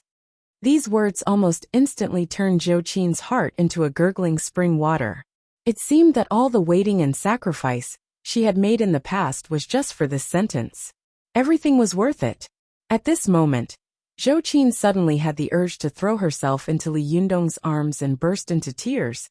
But she didn't, because she knew that there were still many people watching them. She was Li Yundong's disciple, not his girlfriend, let alone his lover. Zhou Qin's eyes were fixed on Li Yundong. There was a storm in her chest, like thunder rolling, but her face was calm as usual. Only more and more tears were rolling in her eyes. Zhou Qin wiped away her tears, smiled, and said in a trembling voice, "I know, master. I know, but I just don't want to see you again. Again." As Zhou Qin said this, she couldn't go on any longer. Li Yundong looked at Zhou Qin with gentle eyes. He sighed softly in his heart, and raised his hand, wanting to gently stroke Zhou Qin's long black hair. However, when his hand was raised into the air, it finally fell on her shoulder. Li Yundong said softly, "Don't worry, I won't die so easily. I promise you, I will come back alive." Zhou Qin smiled with tears in her eyes and said, "Well, master, this is what you promised. Even if it's not for me, for Su Chan, you have to come back alive, okay?" Li Yundong smiled slightly and nodded. "It's a deal." The two of them talked as if there was no one else around. Zhang Ling, who was watching from one side, sighed in her heart. Since ancient times, most cultivators have paid attention to pure hearts and few desires, and some have even been ruthless and abstinent. Looking at the Chinese cultivation world, I'm afraid that only Lu Dongbin, who is known to be involved in wine, women, avarice, and temper, can compare with him. Lu Dongbin had been a romantic all his life. When he was traveling in the world, he had fought in the bedroom with countless women, but he had never lost. He could also be called an extraordinary person in the Chinese cultivation world. Although Li Yundong was also a romantic person like Lu Dongbin, and had tender feelings for the fairer sex, he was much more devoted than Lu Dongbin, especially in the ancient battle of Mount Tianlong. For Su Chan, he didn't hesitate to commit suicide. This feeling was really touching. Even a cultivator like her, who had always been indifferent to feelings, and whose heart had long been like a dry well, was deeply shocked by it. Zhang Ling could see that Li Yundong was no longer the Yuanyang boy from before. Although he was no longer a Yuanyang boy, his Dharma power and Jinqi did not retreat, but advanced instead. They were more powerful than before. Moreover, he was hard and soft, and yin and yang helped each other. He had the fierce and explosive fierceness of the past, but he had the lasting strength. His fighting strength was really terrifying. If it weren't for the 3Ju formation of the Jingyi school, and the trump card of Deng Yu and Deng Jiao, she really wouldn't have dared to compete with Li Yundong in fighting. However, admiration was admiration. After all, she and Li Yundong were from different sections. Although sometimes they could sit down quietly and say a few words, most of the time, they represented the interests of their respective sections. They talked and sparks flew in all directions, not giving in to each other. Zhang Ling admired Li Yundong's infatuation and profound Dharma power. In fact, Li Yundong also admired Zhang Ling's stubbornness and persistence. Li Yundong's cultivation had reached the peak, and he could be called the first person in the world. If one wanted to stay calm in front of him, it was absolutely impossible without great determination and courage. Zhang Ling silently watched Li Yundong and Zhou Qin talk. When he turned around, she asked, Junrenli. Have you finished what you should have said? Li Yundong smiled and said to Zhou Qin, take the students and teachers back first. I've caused you a lot of trouble this time. I guess your father will be angry when he hears about what I've done. Apologize to him for me. Zhou Qin had also proposed to use the power of her father, Li Yuanbua, and even Chen Wangkai to put pressure on the Jingyi school to let Ziyuan go back. But this proposal was quickly rejected by Li Yundong. Not to mention that Li Yundong was now the strongest person in the world by default in the cultivation world. If he wanted to save a person, it would be a joke if he used the power of the government. At that time, all the glorious deeds he had done would immediately collapse. Just look at the attitude of the country towards the cultivation world. They would never get involved in this kind of thing. As long as the cultivation sects did not affect the normal secular world, they would be happy to see it. If they helped Li Yundong save Ziyuan, the prestige of the Jingyi school would collapse. This kind of thing would do more harm than good for them. Moreover, Li Yuanbua and Zhou Kachang were now senior provincial officials.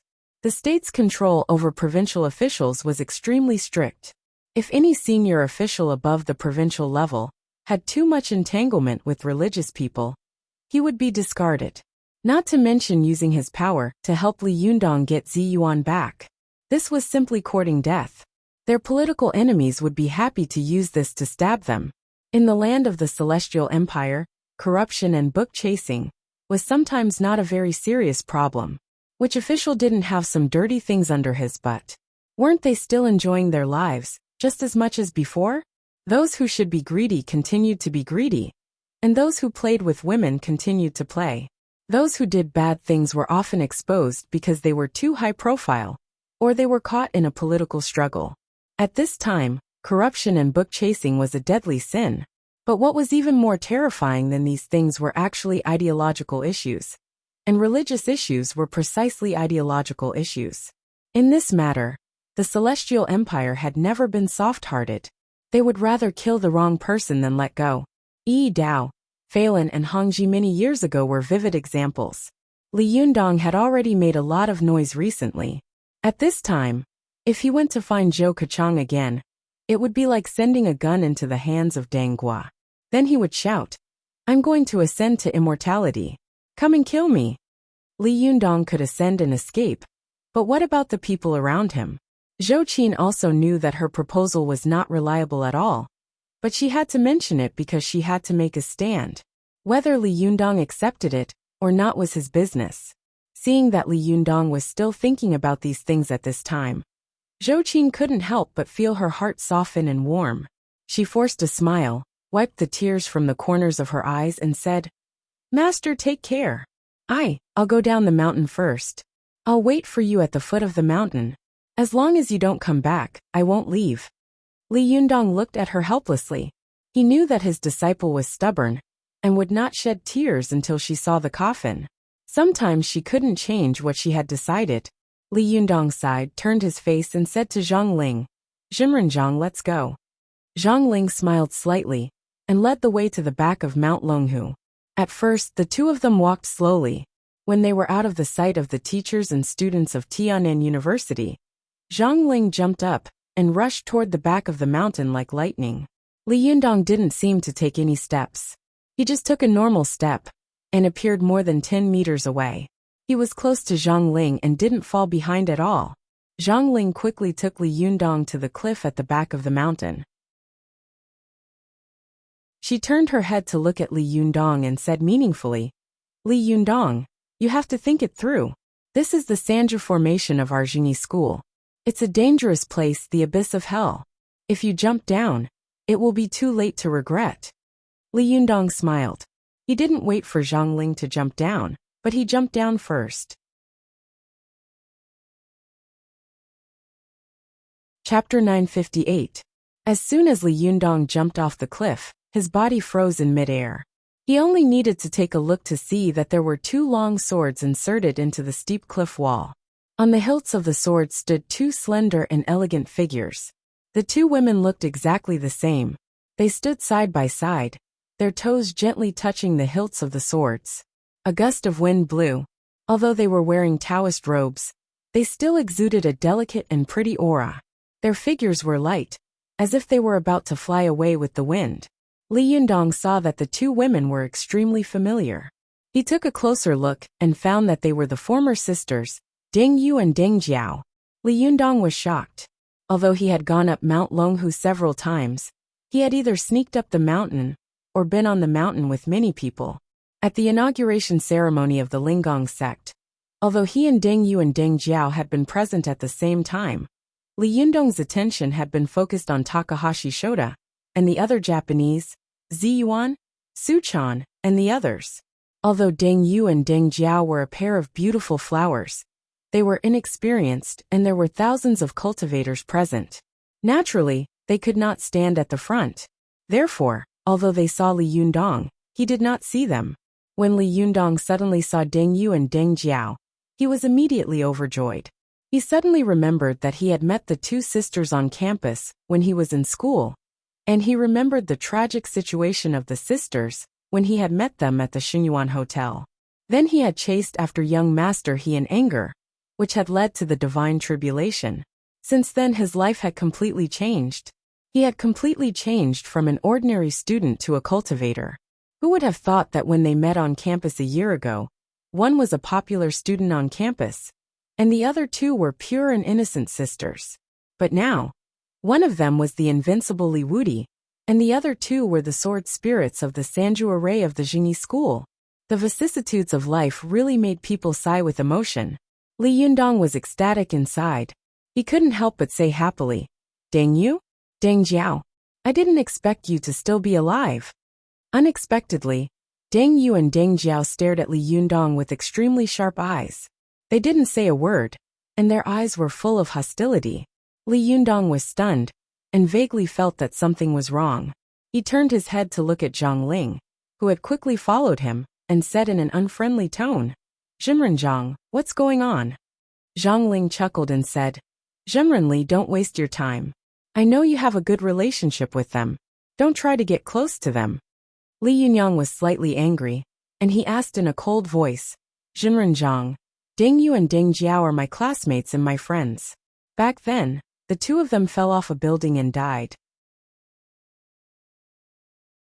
Although I don't know why they came back to life here, I don't want them to be involved in this matter." Zhang Ling shook her head and said, "Zhimren Li, it's too late. If it was still that ordinary youngster, I could give them some face and let the two of them go down the mountain. But unfortunately, no, it's the invincible Li Wudi, and they are the disciples of our Jingyi school. Now they are the two sword souls of the Sanju formation. How could I let them go?" As Zhang Ling said this, her tone suddenly changed. She smiled slightly and said, "Besides, Zhimren Li, don't you think it's wonderful? They used to be classmates and friends, but now they are fighting each other. Is this fate or fate?" Li Yundong couldn't help but say angrily, "What bullsh asterisk t fate? What bullsh asterisk t fate? Don't you think it's despicable and shameful to put the burden of Jingyi school on the shoulders of the two of them? How long have they been cultivating? How high are their cultivation quotients?" Although Zhang Ling's cultivation quotient was not as good as Li Yundong's, she was not afraid of him when it came to bickering. Zhang Ling sneered and said, "You force me to do this. If it were me, would I have a better way?" Li Yundong was speechless when he heard this. Although his cultivation quotient had reached the peak, and he was invincible in fighting, he was not a person who relied on his fists to run amok. On the contrary, he was a person who could distinguish right from wrong, and was reasonable. He valued affection and righteousness, kept his promises, persuaded good people to do good, hated evil as if it were his enemy, and helped the weak eliminate the violent. He did not use his profound spiritual energy to bully others, and he did not use his invincible fighting methods to suppress others. This was the strange charm of Li Yundong. This was also the reason why, even though he had done many things that shocked the world, and had conflicts with various cultivation sects, and were hostile to each other, many people were still in awe of him. Even Zhang Ling, who had disliked Li Yundong very much in the past, now looked at him with new eyes and admired him in her heart. Hearing Zhang Ling's words, Li Yundong also understood that the current situation of the Jingyi school was really forced. If he had been in Zhang Ling's position, and did not have such profound spiritual energy and cultivation quotient, he would probably have made the same choice as her. This was to say, one's position determined one's brain, and one's position determined one's thinking. Li Yundong took a deep breath and stopped arguing with Zhang Ling. He said, "Zhenren Zhang, since we have our own masters, don't blame me for being rude later." Zhang Ling snorted and said, "Zhenrenli, please do as you please. If we can break this magic formation, our Jingyi school will naturally admit defeat." After that, she turned to Deng Yu and Deng Jiao and shouted, "Sanju formation set up." Clang, clang, clang. In an instant, Deng Yu and Deng Jiao moved, and the long swords under their feet seemed to be pulled out by two invisible arms. Deng Yu and Deng Jiao's figures also slowly moved out with the long swords, and then the whole cliff began to tremble. When the long swords were completely pulled out, there was a rumbling sound on the cliff. The huge rock, which had been closed, immediately opened to both sides, revealing a huge cave.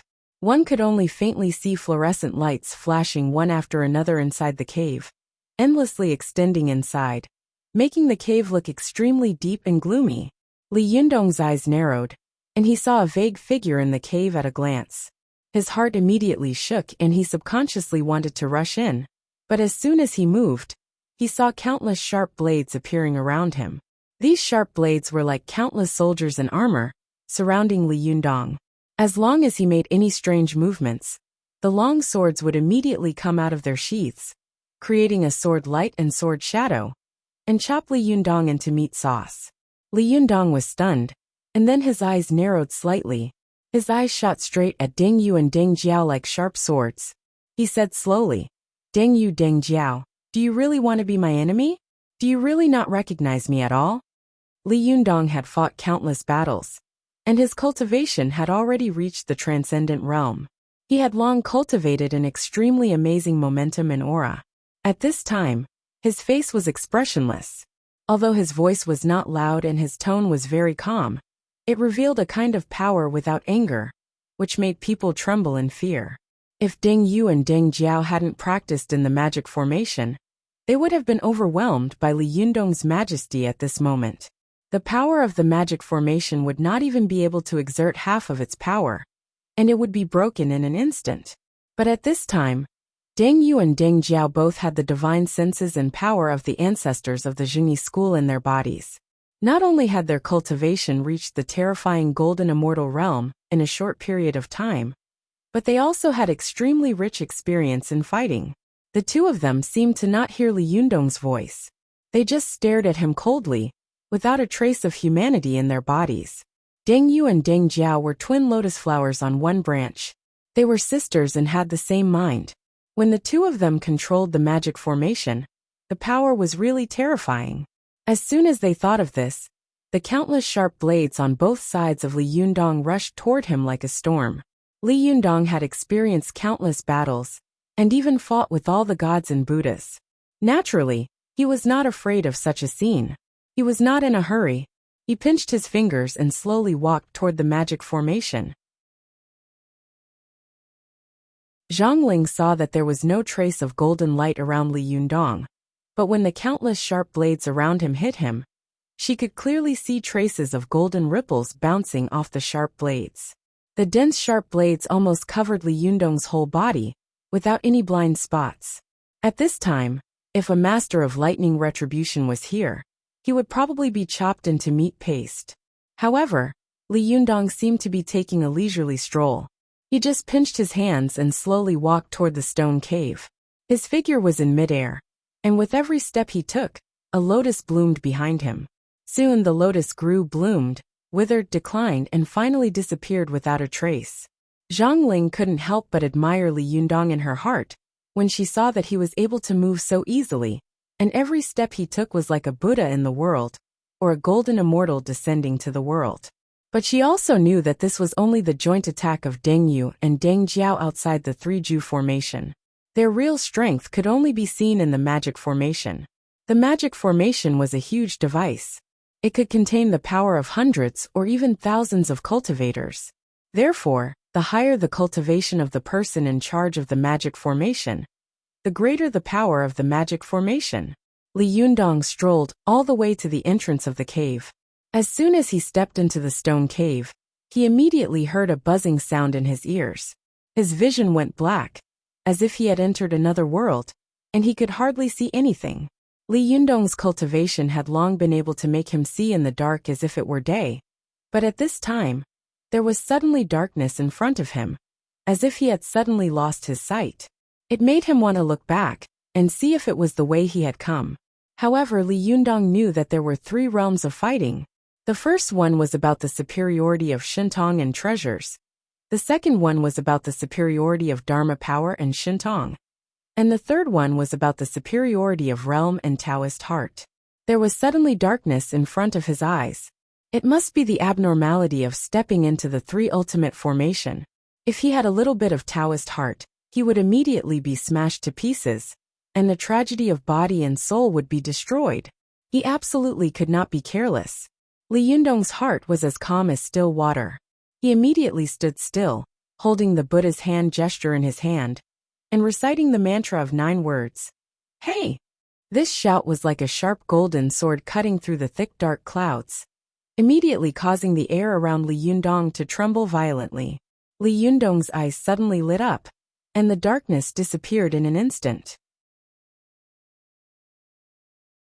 As soon as Li Yundong focused his eyes, he saw Deng Yu and Deng Jiao, both with cold expressions, holding 2 3-foot-long Qingfeng swords in their hands, stabbing towards him from both sides. The 2 swords were as fast as lightning and as fierce as thunder.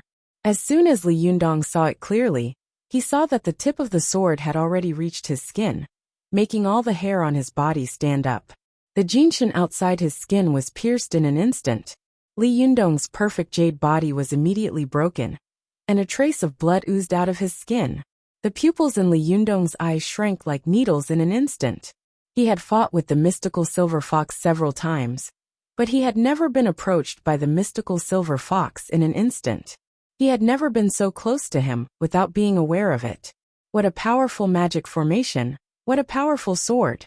The 3 ultimate formation really deserved its reputation.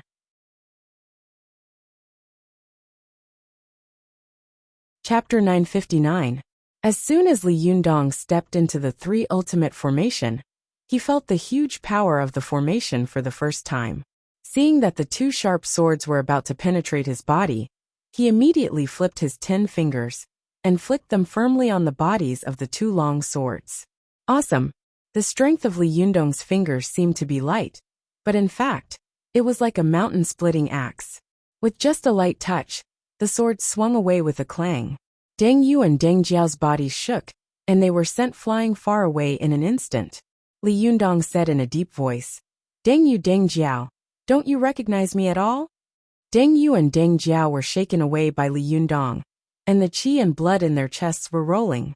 When Deng Jiao heard Li Yundong's words, she immediately relaxed a little.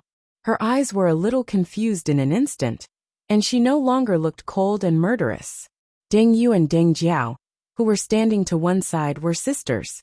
The 2 of them were connected. The elder sister's mind was shaken, and the younger sister's reaction was naturally a little slow. Li Yundong's eyes were sharp, and he immediately noticed Deng Jiao's abnormality. He was also keenly aware that the attack in the magic formation did not come immediately. His heart skipped a beat. Just as he was about to call out Deng Yu and Deng Jiao's names again, he suddenly saw that Deng Jiao had come to her senses at this time. Her eyes focused again, and her 2 cold eyes were like ice knives. When she stared at him, it was like an ice knife went straight into his body, making him feel cold all over. A long sword suddenly jumped up in front of Li Yundong. The long sword had originally been stuck in the ground, but at this time, it jumped into the air. Next to the long sword, a misty human figure slowly appeared. This person was tall and burly, and he could vaguely recognize that he was a male Taoist priest. He wore a Taoist hat, held a long sword in one hand, and pinched his fingers with the other. His clothes fluttered, like a sword immortal, and he rushed straight toward Li Yundong. At this time, Li Yundong was in this stone cave. The corridor was narrow, and it was difficult to hide. Although there were bursts of fluorescence in front of him, the fluorescence was actually not conspicuous. He could only vaguely see the shape of a long sword. Further in was deep and thick darkness, and only by moving forward could he see it clearly. Li Yundong knew that he couldn't hide, so he made a big hand seal and slapped at the sword immortal. Even the other 4 wisdom kings had to retreat from his palm, not daring to face it head-on. However, after the sword immortal was hit by this palm, his whole body dissipated, and the long sword was shaken away. But soon, it gathered again not far away, turned into a sword immortal, and went straight to Li Yunyang. Li Yundong's heart skipped a beat. He knew that the triple ultimate array was relying on the rich spiritual qi that Mount Longhu had accumulated over thousands of years to support the sword immortal's primordial spirit, preventing it from being destroyed. In the middle of the Eastern Han dynasty, Zhang Daoling had been refining pills in Mount Longhu. After that, almost all the ancestors of Jingyi school had cultivated here. The strength of the spiritual qi accumulated over thousands of years was really unimaginable, especially the rich spiritual qi, which was almost endless, inexhaustible, and inexhaustible. The reason why golden immortals were powerful was that they had understood the truth of heaven and earth. Everything in the world was just a variety of energy in their eyes. They could use the power of their own universe to resonate with the universe, thereby borrowing the power of heaven and earth for their own use. Therefore, every move they made had earth-shattering power. But the reason why the triple ultimate array was so powerful was that as soon as anyone entered the array, they would immediately be cut off from the outside world. Cultivators could no longer borrow the power of the universe. Even their own universe could resonate with the universe and reach the realm of the unity of heaven and man. When Li Yundong first entered the array, he felt that it was dark in front of him, as if he had entered another world. At first, he didn't feel anything unusual, but when he repelled 2 attacks and took a deep breath, he immediately noticed that something was wrong.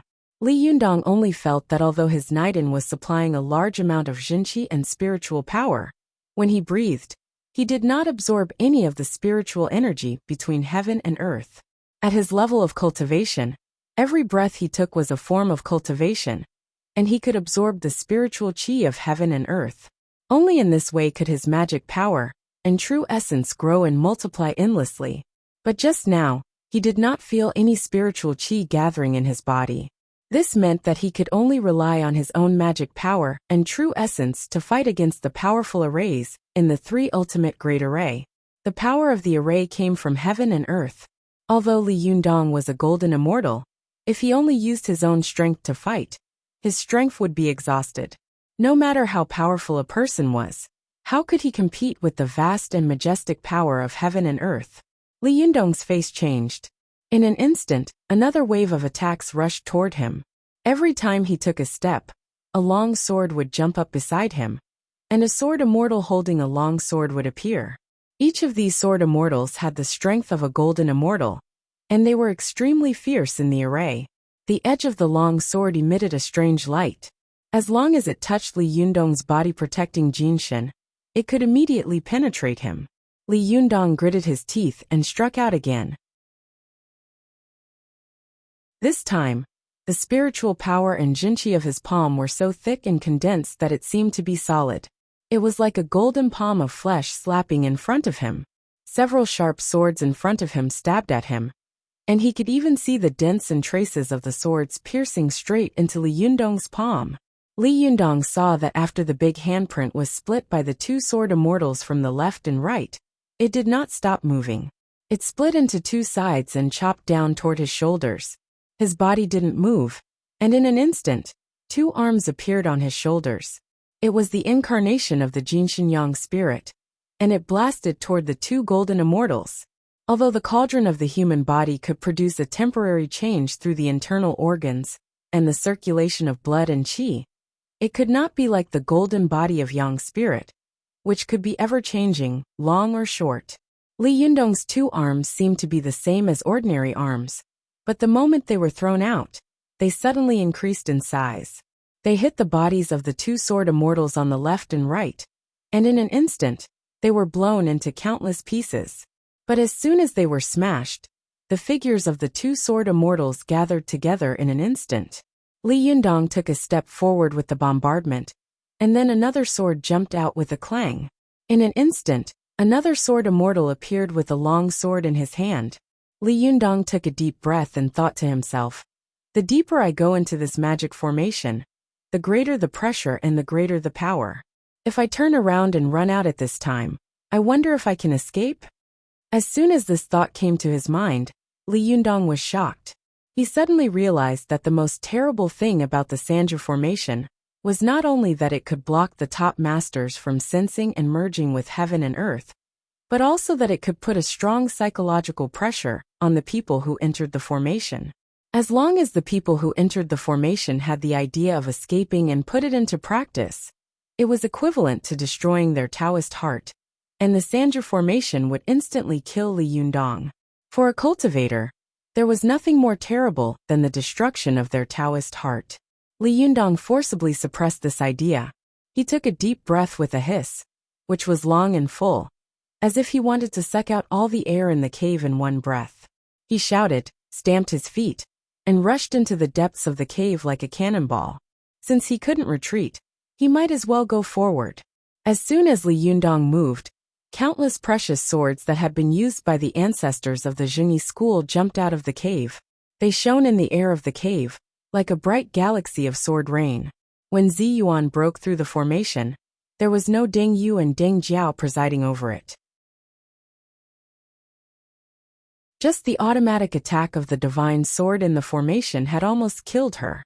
At this time, with the two powerful sword souls, Deng Yu and Deng Jiao, presiding over it, the power of the formation had multiplied by a terrifying amount. Deng Yu and Deng Jiao stood in the river formed by the long swords. Their movements, thoughts, and eyes were almost the same. At this time, they no longer needed to take the initiative to attack Li Yundong, because they were the masters of the formation. The power of the formation would be based on the two of them to instigate the attack. Li Yundong took a step forward more than 10 meters. Just as he was about to take another step forward, he saw a sudden flash of silver light in front of him, and countless precious swords rushed toward him. These swords were densely packed, like a torrent of mountain torrents, and also like a steel meat grinder. Anything that touched its edge would be instantly crushed into powder. Li Yundong's shoulders and his own two arms quickly pinched the immovable Wisdom King's fundamental seal, and with an extremely astonishing speed, instantly shot out countless large handprints in front of him, as if erecting a glittering golden Buddha wall. As soon as these swords collided with the Buddha wall, there was a dull sound, and the stone cave buzzed. These countless swords were like soldiers charging into the formation, suddenly hitting the hard city gate of the city. They rushed forward one after another, squeezing each other. The long swords in front were even bent, and made a creaking sound, which made people's hair stand on end. At this time, Li Yundong's hair stood on end, and the blood in his body was boiling. The bones in his body kept making cracking sounds, as if the sky had collapsed, and he was holding up the sky with one arm. This force was really too strong, although Li Yundong could block it for a while, because the power of his unity of heaven and man was blocked by the magic formation. He could only rely on the power of his own universe to compete with the strong magic formation. However, the power of the magic formation came from heaven and earth. The three ultimate formations in the world, and the immortal killing formation, were the most terrifying top-level magic formations. Whether it was the old ancestors of the three pure ones or Buddha Tathagata, they didn't dare to enter the formation alone. Only when several top experts joined forces and used the power of top-level treasures did they dare to enter the formation. Li Yundong broke into the array alone. He really didn't know what to do. His feet were pressed into the hard rock, ground by the terrifying force of the magic array. It was as if there was a quagmire under his feet, and his body was pushed to the ground, leaving a gully. Li Yundong was shocked, and an ominous thought flashed through his mind. But he soon thought of something and shouted at Deng Yu and Deng Jiao again. Deng Yu, Deng Jiao. It doesn't matter if you don't remember me. Do you still remember young master he? As soon as Li Yundong shouted, Deng Yu's body trembled violently. The sword formation in front of Li Yundong, which was like a wild dragon, disappeared without a trace in an instant.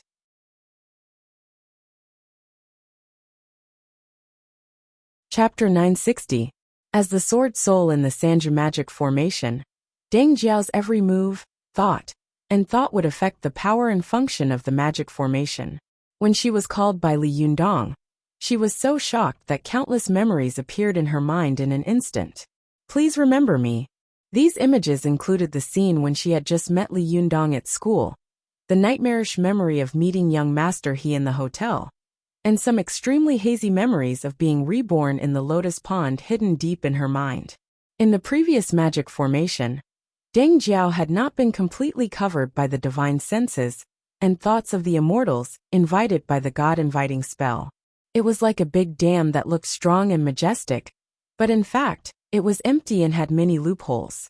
This was the principle of a dam of 1,000 miles being destroyed by an ant's nest. Deng Jiao had a very deep impression of Li Yundong, and it could even be said that he was one of the people who had left the deepest impression on her in the world. At the same time, Li Yundong shouted young Master He's name, and young Master, he was also one of the people who had left the deepest impression on her in this world. When the two of them combined, they immediately broke through the big dam full of loopholes. Deng Jiao's eyes were confused, and she had a splitting headache. She couldn't help but cover her head and moan in pain. Deng Yu and Deng Jiao were both twin sisters, so they naturally felt the same as their elder sister. Their minds and divine senses were also greatly affected, and they also covered their heads in pain. The Sanja magic formation was suddenly paralyzed, and all the sword immortals disappeared in an instant. The long swords that had been floating in the air like the Milky Way also floated in the air again. All the pressure around Li Yundong suddenly disappeared. He found that although Deng Yu and Deng Jiao had similar reactions, the elder sister, Deng Jiao, was the most intense. He immediately continued and shouted at Deng Jiao, "Deng Jiao, don't you want to take revenge on young Master He? He once caused you to fall from a building and die. Don't you want him to get what he deserves?" This sentence touched the deepest pain in Deng Jiao's heart. The reason why she was willing to stay in Mount Longhu to continue cultivating was that, on the one hand, she felt that she had been reborn by Zhang Ling, Zhou Ping, and the others and wanted to find an opportunity to repay their kindness. On the other hand, she felt that she had died once and was destined to be with the Jingyi school. At a young age, she had a mind that could see through the world of mortals and was willing to cultivate here. At the same time, her hatred and fear for young Master He were deeply buried in her heart. This kind of fear originated from the fear of power among grassroots girls, and it also originated from the deep-rooted ideology of officials in China. The so-called people should not fight with officials. Although Deng Jiao was usually quiet and introverted, while her sister was lively and extroverted, in reality, the one who really made the decision was her sister Deng Jiao. She knew very well that if young Master He knew that the two of them were not dead, he would definitely think of a way to silence them. He might even harm his family. Therefore, she had never thought of going down the mountain to look for her parents, nor did she think of a way to contact her friends. She just waited quietly on the mountain with her sister, endured, cultivated silently, and accumulated their own strength. Especially when the two of them heard that Li Yundong, their former good friend and classmate, had also become the most famous cultivator in the cultivation world. The confidence and will in the depths of their hearts became much firmer. Deng Jiao didn't know that young Master He had been smashed into powder by Li Yundong. At first she subconsciously muttered to herself, "Young Master He, young Master He." But the more she muttered, the brighter her eyes became, and the more intense the hatred in them became. In the end, Deng Jiao's delicate and pretty face became murderous. She asked sternly, "Young Master He? Where is young Master He? I want him to die." Seeing that Deng Jiao had already remembered many things, Li Yundong couldn't help laughing. He said softly, "Deng Jiao, young Master He is dead. Do you still remember who I am?" "Ah, young Master He is dead?" When Deng Jiao suddenly heard the news, it was as if she had gathered all her strength, but didn't know where to put it. Her eyes were suddenly filled with confusion, as she looked at Li Yundong in confusion. But soon, her eyes focused again, and her face showed a trace of surprise and timidity. You are Li Yundong?" Li Yundong couldn't help laughing and said, "Thank God you finally know me." At this time, Deng Jiao had completely recovered from the control of the god-inviting technique. She looked at Li Yundong in surprise and joy.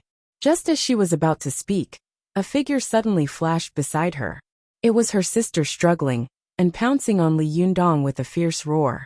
The surrounding swords once again became covetous, and the tips of the swords pointed at Li Yundong, eager to have a try. Deng Jiao was shocked and quickly shouted, "Sister, he is Li Yundong. Don't you know him?" Deng Yu's divine sense soul had not been completely dispersed. Her mind had only been seriously affected by her sister, Deng Jiao, so her thinking speed and physical speed had greatly decreased. However, after all, there was still a complete divine sense soul of the Jingyi school in her body. Although it was shaken, it had not been completely dispersed. Therefore, Deng Yu still had a strong hostility. When she heard Deng Jiao's cry, her divine sense soul in her body subconsciously woke up in an instant. Her eyes were confused and she stayed where she was, but soon her eyes became like lightning. She stared at Deng Jiao and shouted harshly. Her voice was old in vicissitudes. It was clearly the voice of an old woman. As a disciple of the Jingyi school, you actually want to cooperate with outsiders and help them? Don't you feel ashamed of your grandmaster and your master? These words were harsh, making Deng Jiao feel suffocated and ashamed. She subconsciously lowered her head. When Li Yundong saw this, he immediately understood that it was absolutely impossible for him to break the Sanju formation with his own strength. In the past, the three top masters, Ancestor Bodhi, Taishang Laojun, and Heavenly Primogenitor, had worked together with many powerful magical weapons to break the Immortal Slaying formation. Today, the power of the Sanju formation was definitely no less than that of the Immortal Slaying formation. It was also a magic formation that the Jingyi school had painstakingly built for many years. Although Li Yundong was the reincarnated Wisdom King, it was simply impossible for him to break the formation alone. If he wanted to break the formation today, it would definitely be a matter of kung fu beyond poetry. Therefore, Li Yundong immediately said to Deng Jiao, "Deng Jiao, don't you want to know how young master he died? What happened to you and your sister Deng Yu after you fell from the hotel, and your souls were destroyed?" Li Yundong's voice was calm and soft, like warm water, making the fear and shame in Deng Jiao's heart gradually disappear. She raised her head and asked curiously, "Li Yundong, do you know?" After saying this, her heart suddenly skipped a beat. She let out a cry and asked, "Could it be that you killed young master he?" Li Yundong looked at Deng Jiao with emotion, and slowly told her what had happened that day. When he said that he had seen Deng Yu and Deng Jiao being forced to fall from a building and die one after another by young master he had been so angry that he had chased after the car with his legs. Deng Jiao's eyes suddenly flashed, and she looked at Li Yundong gratefully and emotionally. Even Deng Yu, who had wanted to attack Li Yundong before, stopped at this time. There was some struggle on her face, and her eyes were sometimes cold and sometimes confused. But when Li Yundong said that he had caught up with young master he, disregarding the might of the thunder punishment, and killed young master he in a rage, not only did Deng Jiao let out a cry of surprise and cover her mouth with her hand, even Deng Yu was suddenly moved. As if she had gotten to know Li Yundong again, she looked at him up and down seriously. Li Yundong talked all the way. He was very eloquent. And when he talked about his own things, it really made people feel like they were there and empathize. He talked about the separation between him and Su Chan, and Zi Yuan's selfless sacrifice for him.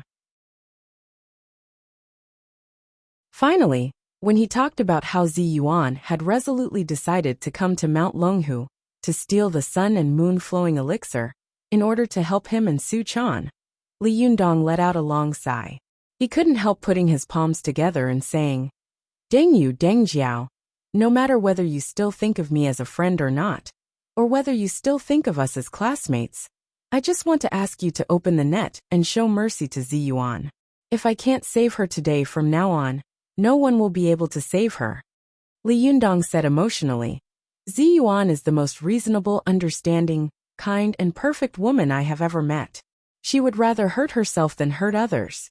Do you have the heart to see such a good woman like her buried in such a living grave for the rest of her life?" Buddha said, "Compassion is the most important thing. Tao ancestor said, all things have feelings. Although we cultivators pay attention to getting rid of the 5 emotions and jumping out of the cage, we are all flesh and blood after all. As long as we are not plants, birds, and beasts, who can really have no feelings at all. I, Li Yundong, have never begged anyone since I was a child, even if I was down and out, unknown and humble. But today, I beg you, let Ziyuan go and give her a way out. If there is any danger, let me bear it alone. As Deng Jiao listened, her eyes were filled with tears. She subconsciously turned her head to look at her sister, only to see that the hostility in her sister's eyes had long disappeared without a trace. Her divine sense had completely recovered. At this time, tears were streaming down her face. She kept wiping away her tears and sobbing softly. The long swords that were originally floating around her had fallen to the ground at this time, and the terrifying power of the Triple Ju formation had disappeared without a trace. Deng Jiao also wiped away her tears. She forced a smile and said, Li Yundong, I know. Go and save Ziyuan, and take her away. Li Yundong looked at Deng Yu, but Deng Yu wiped away her tears, turned her head, and said in a choked voice, Go quickly. My face is all ruined from crying. Li Yundong, you are so annoying. Li Yundong smiled, and looked into the depths of the magic circle. He saw that without the cover of the long river of sword rain, Ziyuan's figure was faintly visible in the depths of the cave. Li Yundong moved and immediately flashed to Ziyuan's side. He saw that Ziyuan's eyes were closed tightly, and she was still in the final posture. It was as if her whole body had been sealed in meditation, and she was motionless. Li Yundong didn't dare to stay in this terrifying magic formation any longer. He carried Ziyuan on his back and rushed out of the cave. Only when he passed by Deng Yu and Deng Jiao did he stop and say to them, Why don't you go together? Otherwise, won't you be punished according to the rules of the sect if you stay? Deng Yu was delighted. Just as she was about to speak, Deng Jiao shook her head slightly and said softly, No, I will bear the consequences of my own actions. What's more, Master is very good to us. She won't do anything to us. Li Yundong, you'd better go quickly, in case something bad happens. Li Yundong was indeed a little afraid of staying in the Sandra formation. Although he was invincible in a one-on-one fight that was outside the magic formation, no one in the world dared to say that he was still invincible in the Sandra formation. Therefore, he was also afraid that trouble would suddenly arise. Especially when he saw that Deng Jiao was serious and determined, he felt relieved and said, If you need anything, I will definitely come to help you. Or if you are not in the Jingyi school one day, you can come to me. Okay. Deng Yu looked at her sister, Deng Jiao eagerly. Deng Jiao smiled slightly and said, Okay, it's a deal. Li Yundong smiled and nodded to the two of them. His figure flashed, and he turned into a blue light and flew away with Ziyuan on his back. Alas, I finally returned to Suzhou from Hong Kong and Shenzhen. I'm so tired.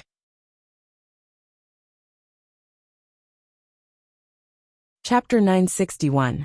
The moment Li Yundong flew out, Zhang Ling, who was outside the cave, flew in almost at the same time and brushed past Li Yundong. She turned her head and stared at Li Yundong's disappearing figure, her whole body trembling slightly. Zhang Ling turned her face and said to Deng Yu and Deng Jiao in a trembling voice, You too. Are you crazy? Do you know what you've done? Deng Yu and Deng Jiao looked at each other. There was a trace of fear on Deng Yu's face, but Deng Jiao knelt on the ground with a thud and said softly, Master, I've been wondering why we were resurrected in Mount Longhu after we died. We once asked you and eldest sister Zhou Ping, but every time we asked you about these things, you either didn't explain it in detail, or were very unhappy. Now I understand.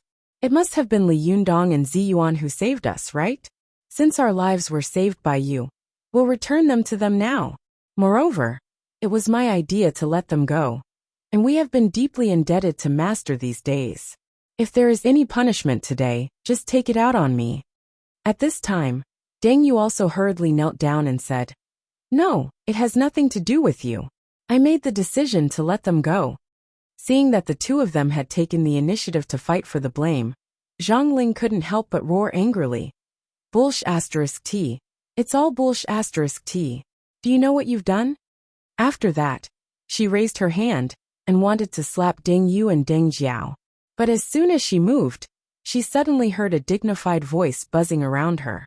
It was clearly Zhang Tianxi's voice. Shiji. Zhang Ling's figure suddenly stopped. She looked at Ding Yu and Deng Jiao angrily, as if she had expected better from them.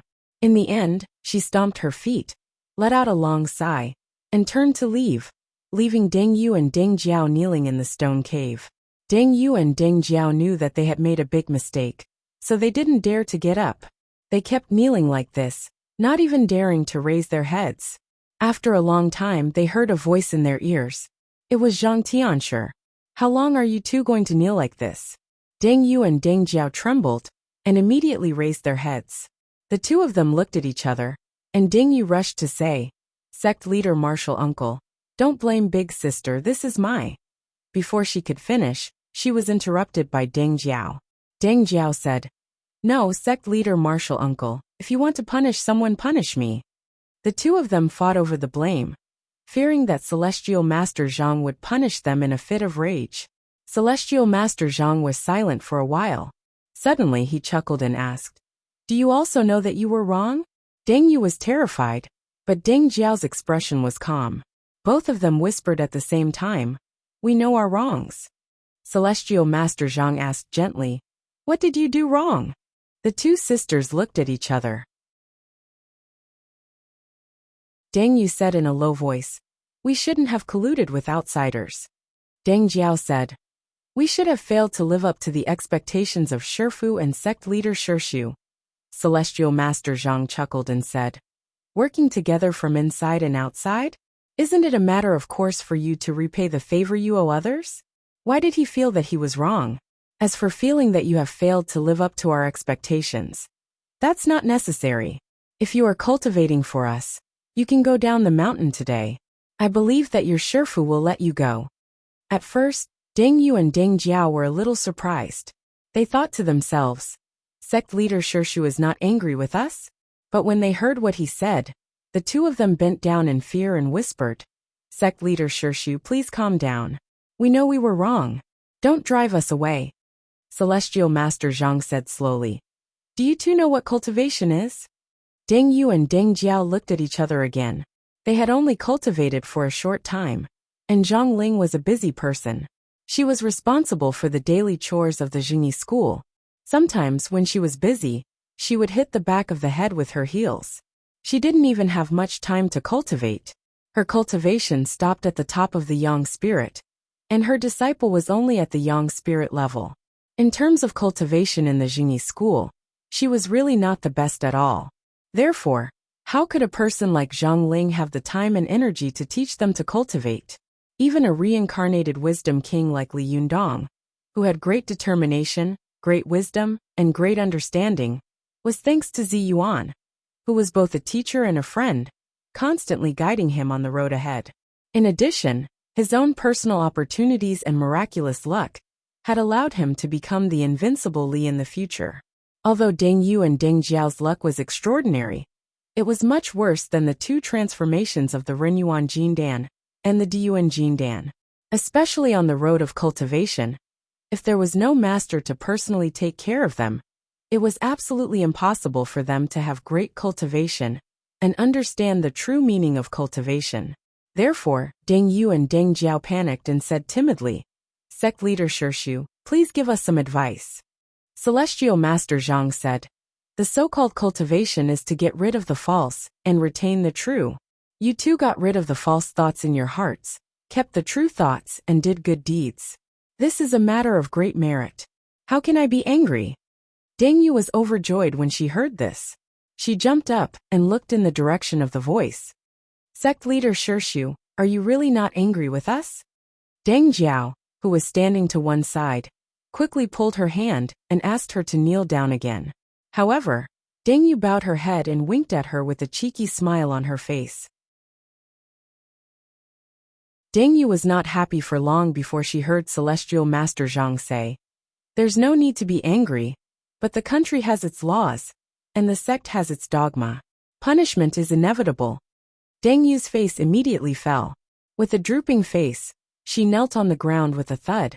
She looked at her sister, Deng Jiao, and said in a low voice, "Then sect leader Shirshu, please punish us." Celestial Master Zhang chuckled and said, "Based on the crimes you two have committed, you should be confined for at least 10 years. But now there is an uninvited guest next to the Fengchen stone, on the side peak of the Linggong sect. It's not convenient for me to see her, but she is holding a powerful magical weapon that should have belonged to our Jingyi school. You two go there, and bring this powerful magical weapon back to me, and I won't punish you."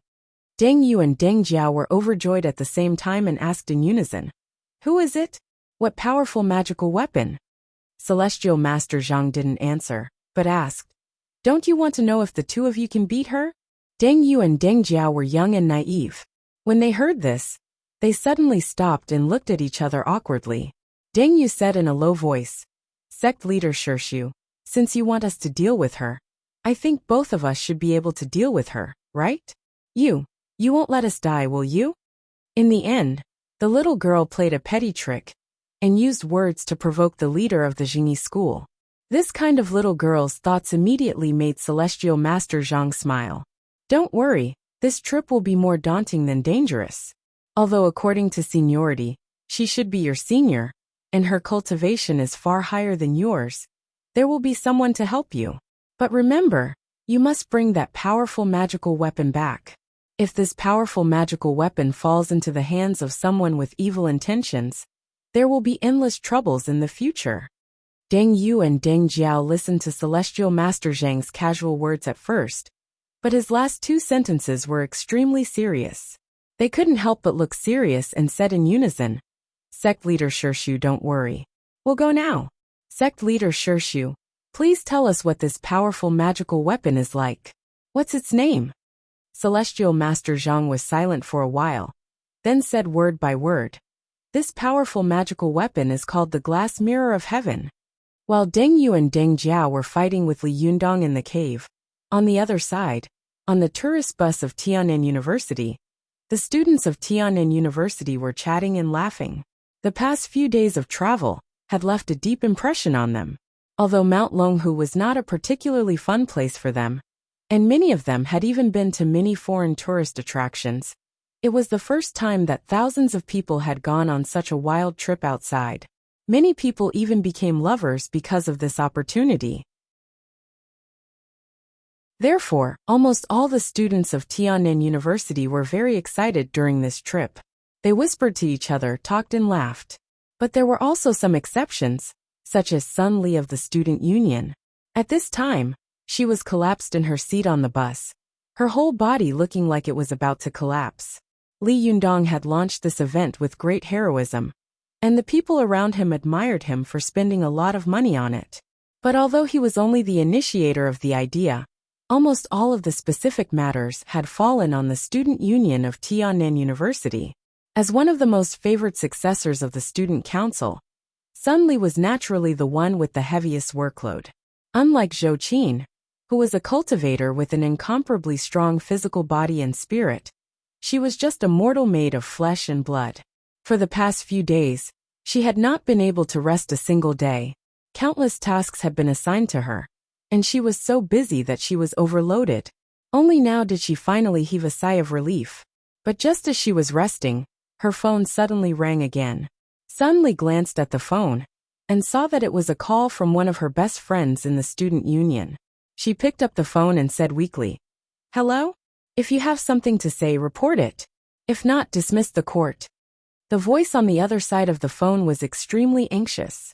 "T. You're still in the mood to joke around?" Sun Li sat up immediately. "What happened?" she asked anxiously. The voice on the other side of the phone was almost shouting at the top of her lungs. "Yanhua is missing." Sun Li's heart skipped a beat. Her eyes widened. When thousands of students were traveling together, the most difficult thing to manage was managing their movements. The slightest mistake could lead to an embarrassing situation where they got lost, especially when there were many students who, on a whim, would form groups of 3 or 5 to explore Mount Longhu on their own. It was rare for them to get lost and disappear. Sun Li had been tormented for a long time, but Sun Li had never imagined that something like this would happen to the current student union president. She was both shocked and angry. She couldn't help but raise her voice. How could this be? Her voice was sharp and clear. The driver jumped in fright and instinctively slammed on the brakes. The students on the bus were also frightened into silence. All of them turned to look at Sunli. Sunli listened to the conversation on the phone for a while. After hanging up, she raised her head and looked left and right. "Stop the car! Stop the car!" she yelled in a flustered and exasperated voice. "Someone's been left behind." "Sunli, our car has already stopped," one of her classmates whispered to her in a timid voice. "Then hurry up and drive it back," Sunli yelled in annoyance.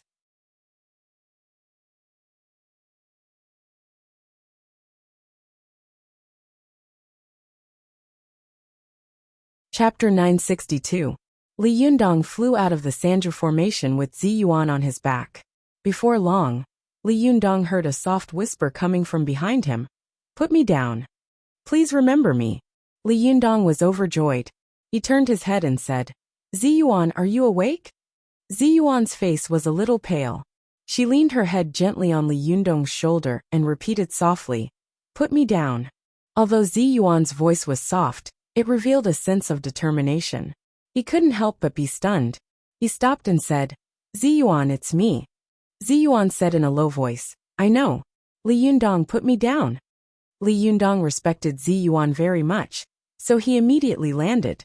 The place under his feet was still the green Mount Longhu. The two of them landed here, surrounded by tall pines, rugged rocks, and green grass under the stone trees. It was full of spring. There was a stream flowing down where they landed. Li Yundong carefully placed Zi Yuan beside a rock and said to her, "What's wrong with you? Are you okay?"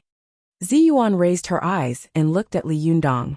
Her lips moved slightly, as if she wanted to say something, but she quickly swallowed it back.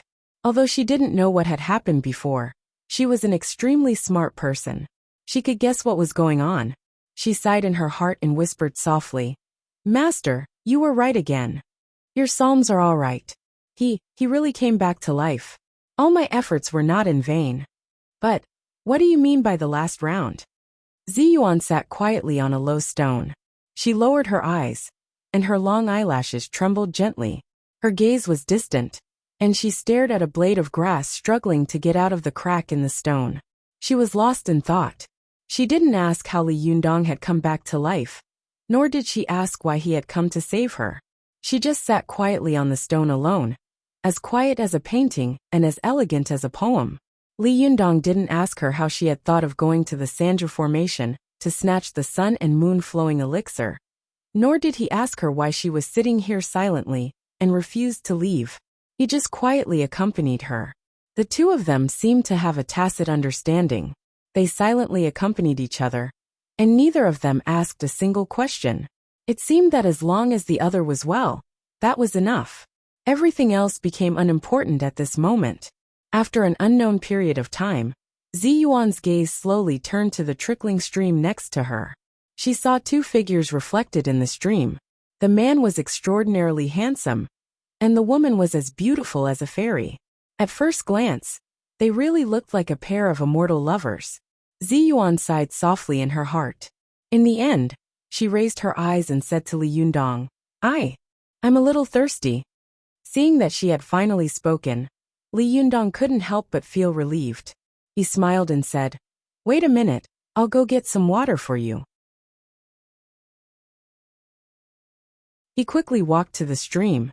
Just as he was about to bend down, he suddenly felt a slight wind coming from behind him. Li Yundong turned his head and saw that Zi Yuan had disappeared. Only the green grass beside the stone was still swaying gently. Li Yundong was shocked. He immediately turned his Jinshin Yang spirit into countless doppelgangers and scattered them in all directions. In an instant he sensed Zi Yuan's whereabouts.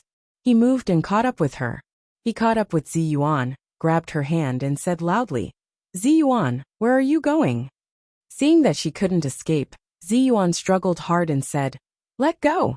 Li Yundong held her tightly and pulled her to the ground. His cultivation was far higher than Zi Yuan's. With this pull, Zi Yuan, a master of thunder retribution, had no choice but to follow him to the ground. She turned her head, her eyes full of tears, and said, Li Yundong, who are you to me? What does it have to do with you where I go? Li Yundong was shocked when he heard this, and he couldn't help but loosen his grip on Zi Yuan's hand. However, he felt that the moment Zi Yuan withdrew her hand, he held it tightly again. Li Yundong said slowly and seriously, Zi Yuan, in my heart, you are my teacher, my friend, and my confidant. You know I don't want you to leave. Zi Yuan's eyes were fixed on Li Yundong, and she unconsciously became infatuated. After a long time, she lowered her eyes, and a tear fell involuntarily from the corner of her eye. She said softly, Is it my teacher's friend and confidant? Is there nothing else? As soon as Zi Yuan finished speaking, her heart began to beat wildly. Even she could not believe that she had actually said such a thing. After she finished speaking, she regretted it. A layer of beautiful red spread across her neck, at an astonishing degree. It was so charming and moving that it was intoxicating. Li Yundong's heart was also pounding when he heard this. For a moment, even with his cultivation, he couldn't help but feel thirsty. He was at a loss and didn't know what to say. At this time, Zi Yuan was afraid and panicked. She was afraid that Li Yundong would say something. If he said something she didn't want to hear, what should she do? But deep in her heart, she was worried about another problem that she was even more afraid of. If he didn't say what she wanted to hear, what should she do? The goddess Banxian, who was usually wise and calm, was panicking at this time. She wanted to escape immediately, but her feet seemed to have taken root, and she stood firmly in place. Just like that, one of them lowered his eyes and scanned the ground with a fearful gaze, like a frightened deer waiting for something. The other's gaze was conflicted and confused. He stood there in a daze, not moving, not saying a word. After an unknown period of time, Zi Yuan saw that he still did not say anything that made her feel uneasy, nor did he say the words that she had faintly hoped for in the depths of her heart. She couldn't help but sigh silently in her heart, and slowly raise her head. However, she had regained her usual calm and calm face. Zi Yuan said softly, Li Yundong, let go. Li Yundong was very anxious and suddenly said in a very rude and overbearing manner, No, you can't go. Zi Yuan stared at Li Yundong and smiled sadly. Her lips moved, wanting to say something heartless, but when the words were on the tip of her tongue, she couldn't say them. She knew that as long as she said these words, Li Yundong would not let her stay, and it would be possible for her to completely let go of this relationship. However, Zi Yuan asked herself, ever since she had been led down the mountain by Ruan Hongling and entered the secular world to cultivate, she had met Li Yundong. After getting along with him for so many days, the two of them had gone through fire and water and saved each other countless times. Although this kind of relationship was not as vigorous as that between Li Yundong and Su Chan, it was also lingering. How could she let it go so easily? Zi Yuan's heart was full of worries. She had thought that she had seen through everything in the Sanju formation and let go of everything. But when she saw Li Yundong again, and the enthusiasm and joy hidden in his eyes, her calm heart began to stir again. Zi Yuan stared at Li Yundong. After a long time, she sighed slowly and said, Li Yundong, I want to see the Fengchen stone that master left for me. Is that okay? Seeing that she didn't mention leaving again, Li Yundong was relieved. He let go of her hand, smiled and said, Okay, I'll go with you. Zi Yuan shook her head gently, sighed in a low voice, and walked up the mountain. When Li Yundong saw her going up the mountain, he was stunned. He looked around and found that the place where they were staying was the side peak, where the Lingong sect was located. Li Yundong followed slowly behind Zi Yuan, talking to her from time to time along the way. He wanted to make her happy, but Zi Yuan was so worried that she couldn't laugh. Li Yundong talked for a while, but seeing that Zi Yuan still ignored him, he sighed and didn't say anything more. The two of them walked slowly along the mountain road. Before they reached the top of the mountain, they heard a cry. Zi Yuan stopped, and Li Yundong rushed to her side and whispered, Who is it? Zi Yuan frowned and said in a low voice, I don't know. It seems to be coming from the Fengchen stone. The two of them looked at each other and quietly walked a few steps forward. They hid in the forest and quietly looked outside.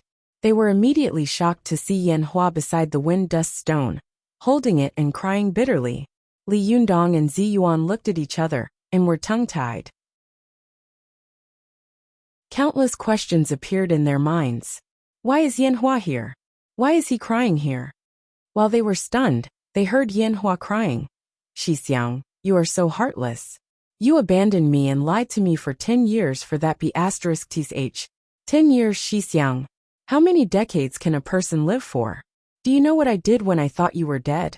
10 years ago, everyone in the world said that you Wang Yuanshan were lustful and betrayed your sect. In order to give you an ordinary life, I abandoned my identity and body and turned into a fox demon that I hated the most. I lurked in the Fox Zen school, just wanting to avenge you and prove your innocence. But in the end, I found out that you didn't die. You faked your death for that B***tch. Since you didn't die, why didn't you tell me? I've done so much for you. Why are you so heartless to me? You can die for her. But you won't say a few more words to me for me? Xixiang, you are really the most heartless man in the world. Yanhua cried loudly, his tears pouring down like rain. His voice was high and shrill, and it did not sound like a man's voice at all. However, if it was a woman's voice, it would be coarse, and it would make one's hair stand on end. Zi Yuan and Li Yundong felt their hair stand on end when they heard his voice. They looked at each other with fear in their eyes, and saw the horror in the depths of each other's hearts. Impossible. This is Yanfang.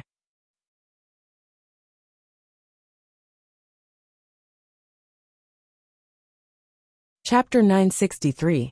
Li Yundong and Zi Yuan were two extremely smart people, but they had never expected that Yanfang would become a person who was neither a man nor a woman.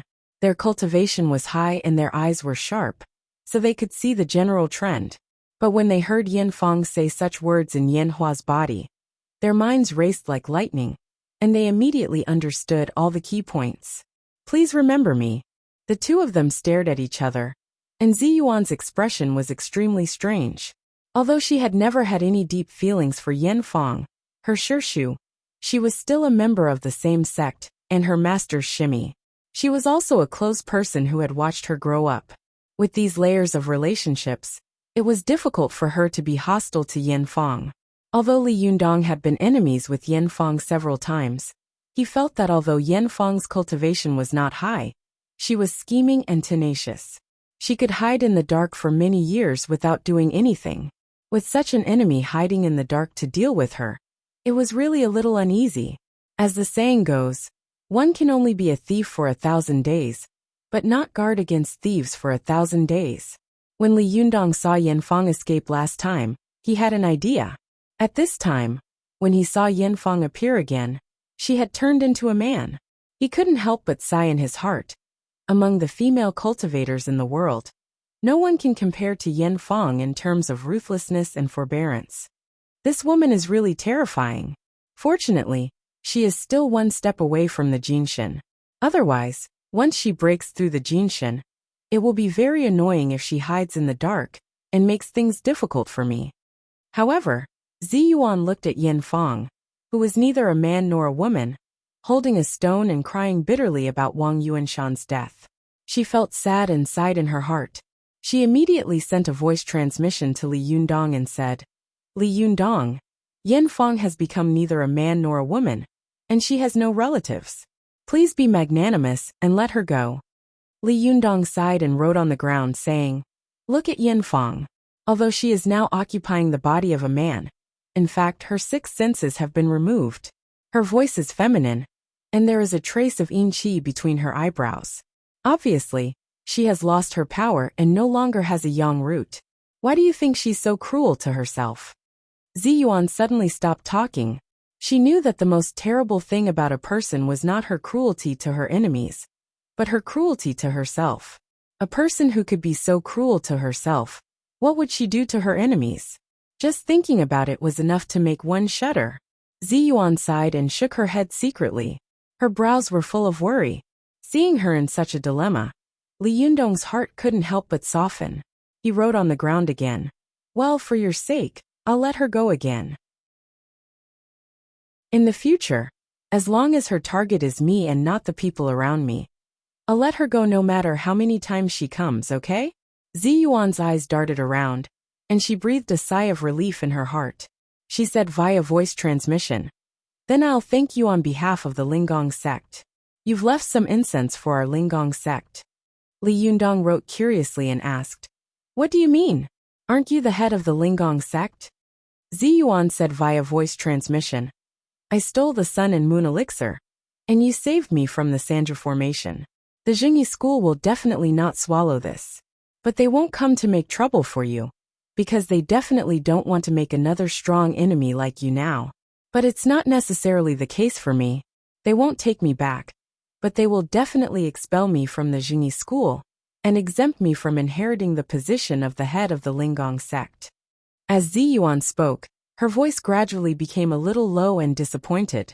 Li Yundong sighed in his heart and wrote, "This is all because you wanted to save me. Don't worry, I will definitely seek justice for you." Ziyuan shook her head and was about to speak when she suddenly heard Yan Fong, who was holding the stone and crying bitterly, suddenly stand up. She glared at Ao Wushuang, who had turned into a rock not far from the Fengchen stone, and said sternly, "It's all your fault, B*TCH. When you were alive, you implicated my Shixiang. Now that you're dead, you won't let him go? You still have the face to stand by his side. Get out of here." Before Yan Fong returned to Mount Longhu, she had thought that Li Yundong had brought the students of Tian'an University to Mount Longhu just to throw a tantrum and play around.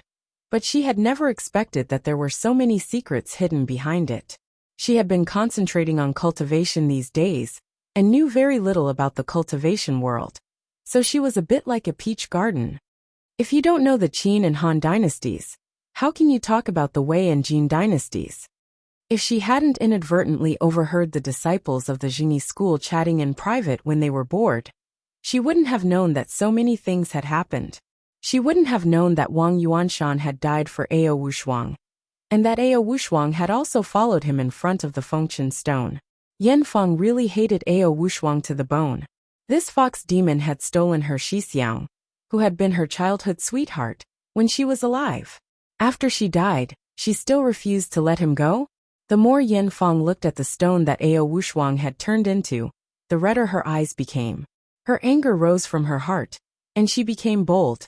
With a sharp roar, she rushed toward the stone that Ao Wushuang had turned into. Ziyuan and Li Yundong, who were in the bushes, were shocked. Just as they were about to rush out, they suddenly saw two figures flash. It was Deng Yu and Deng Jiao, who had arrived hand in hand. As soon as Deng Yu and Deng Jiao landed on the ground, they saw a man with red eyes crying and rushing toward the stone that Ao Wushuang had turned into. They knew the origin of this stone. The sisters were not serious inner disciples, so they didn't have the sense of superiority of the disciples of famous sections. They thought that they were the only righteous ones in the world, and the others were all insignificant pawns, let alone a mere fox demon. Therefore, Deng Yu and Deng Jiao didn't mind Ao Wushuang's identity as a fox demon. They admired and respected her infatuation.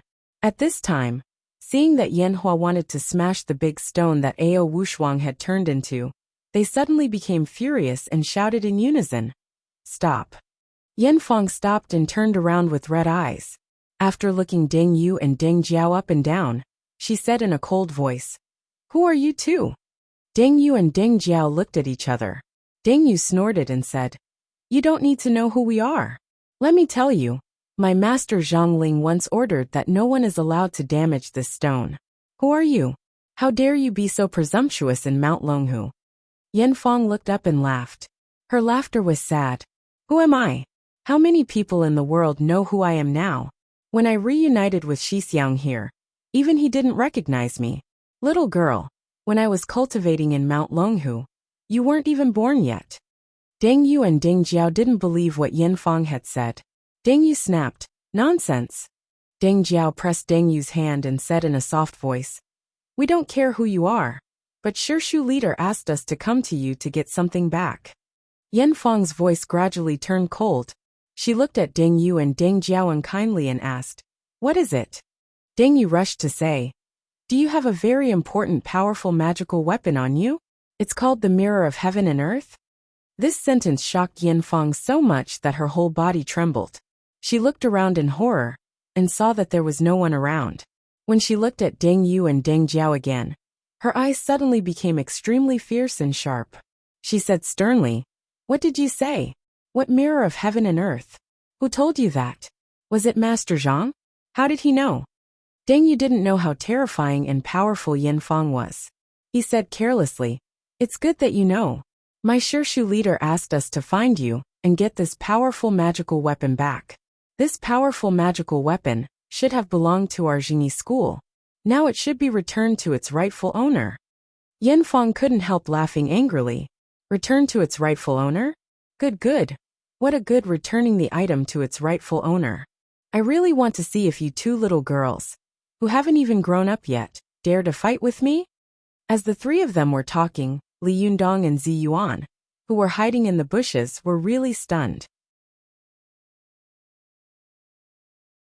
After a long time, Li Yundong quickly wrote on the ground, "It turns out that the mirror of heaven and earth was stolen by Yin Fang. I was wondering why someone got there before us last time, when we went to get the powerful magical weapon, according to the location your master had told us." Zi Yuan's heart was in turmoil. She said via voice transmission, "No wonder. It must have been Yin Fang who recognized Master, and then Master told her the location of the treasure. That's why Yin Fang took the mirror of heaven and earth one step ahead of us." Li Yundong wrote curiously and asked, "But I don't understand. Didn't you say that the mirror of heaven and earth is the best cultivation magical weapon in the world? Why is Yin Fang still only at the top level of the Yang spirit after taking this powerful magical weapon?" Zi Yuan shook her head and said via voice transmission, "I don't know either.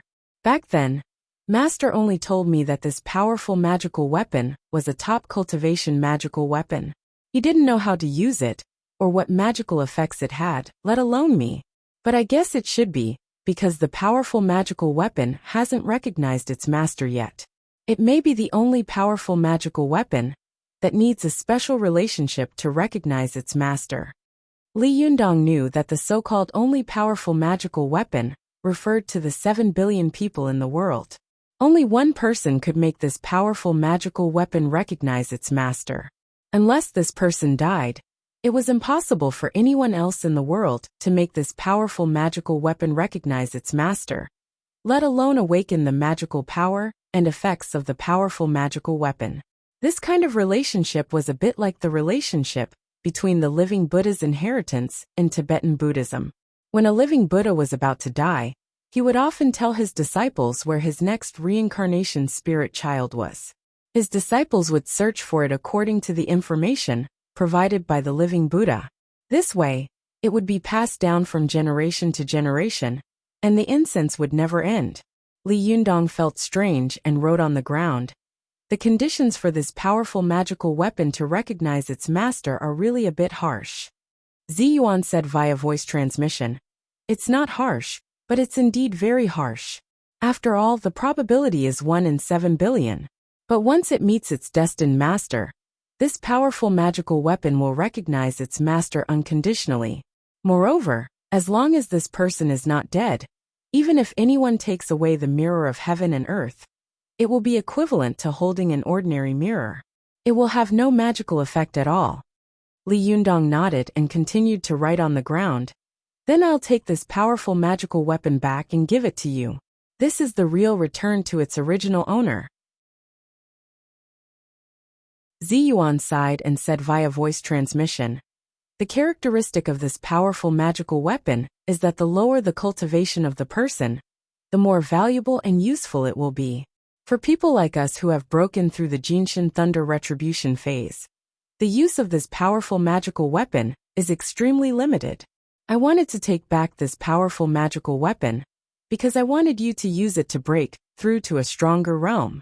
But now that you have achieved success and recognition, this powerful magical weapon is of little significance to you. For me, it's not so important." Li Yundong was about to continue writing on the ground when he saw Yin Fang had already shouted and pounced on Deng Yu and Deng Jiao. His heart skipped a beat, and he was about to help when he suddenly heard another voice. It was the voice of a middle-aged man. The voice chuckled and said, "A dignified senior of the Lingong sect is bullying two little girls. Don't you feel ashamed?" Yen Fong shuddered and immediately froze. She looked sharply in the direction of the voice. Li Yundong and Ziyuan also looked in the direction of the voice in surprise, only to see a middle-aged man in a gray Taoist robe slowly walking out. It was Yin Kong, who had led his disciples to force Li Sun to join the Xintian sect, and coax Li Sun to join the Xintian sect. You're tuning in to the Li Mei's Sword of Destiny YouTube channel. We're so grateful for your support, and don't forget to subscribe to join us on this incredible journey through captivating stories.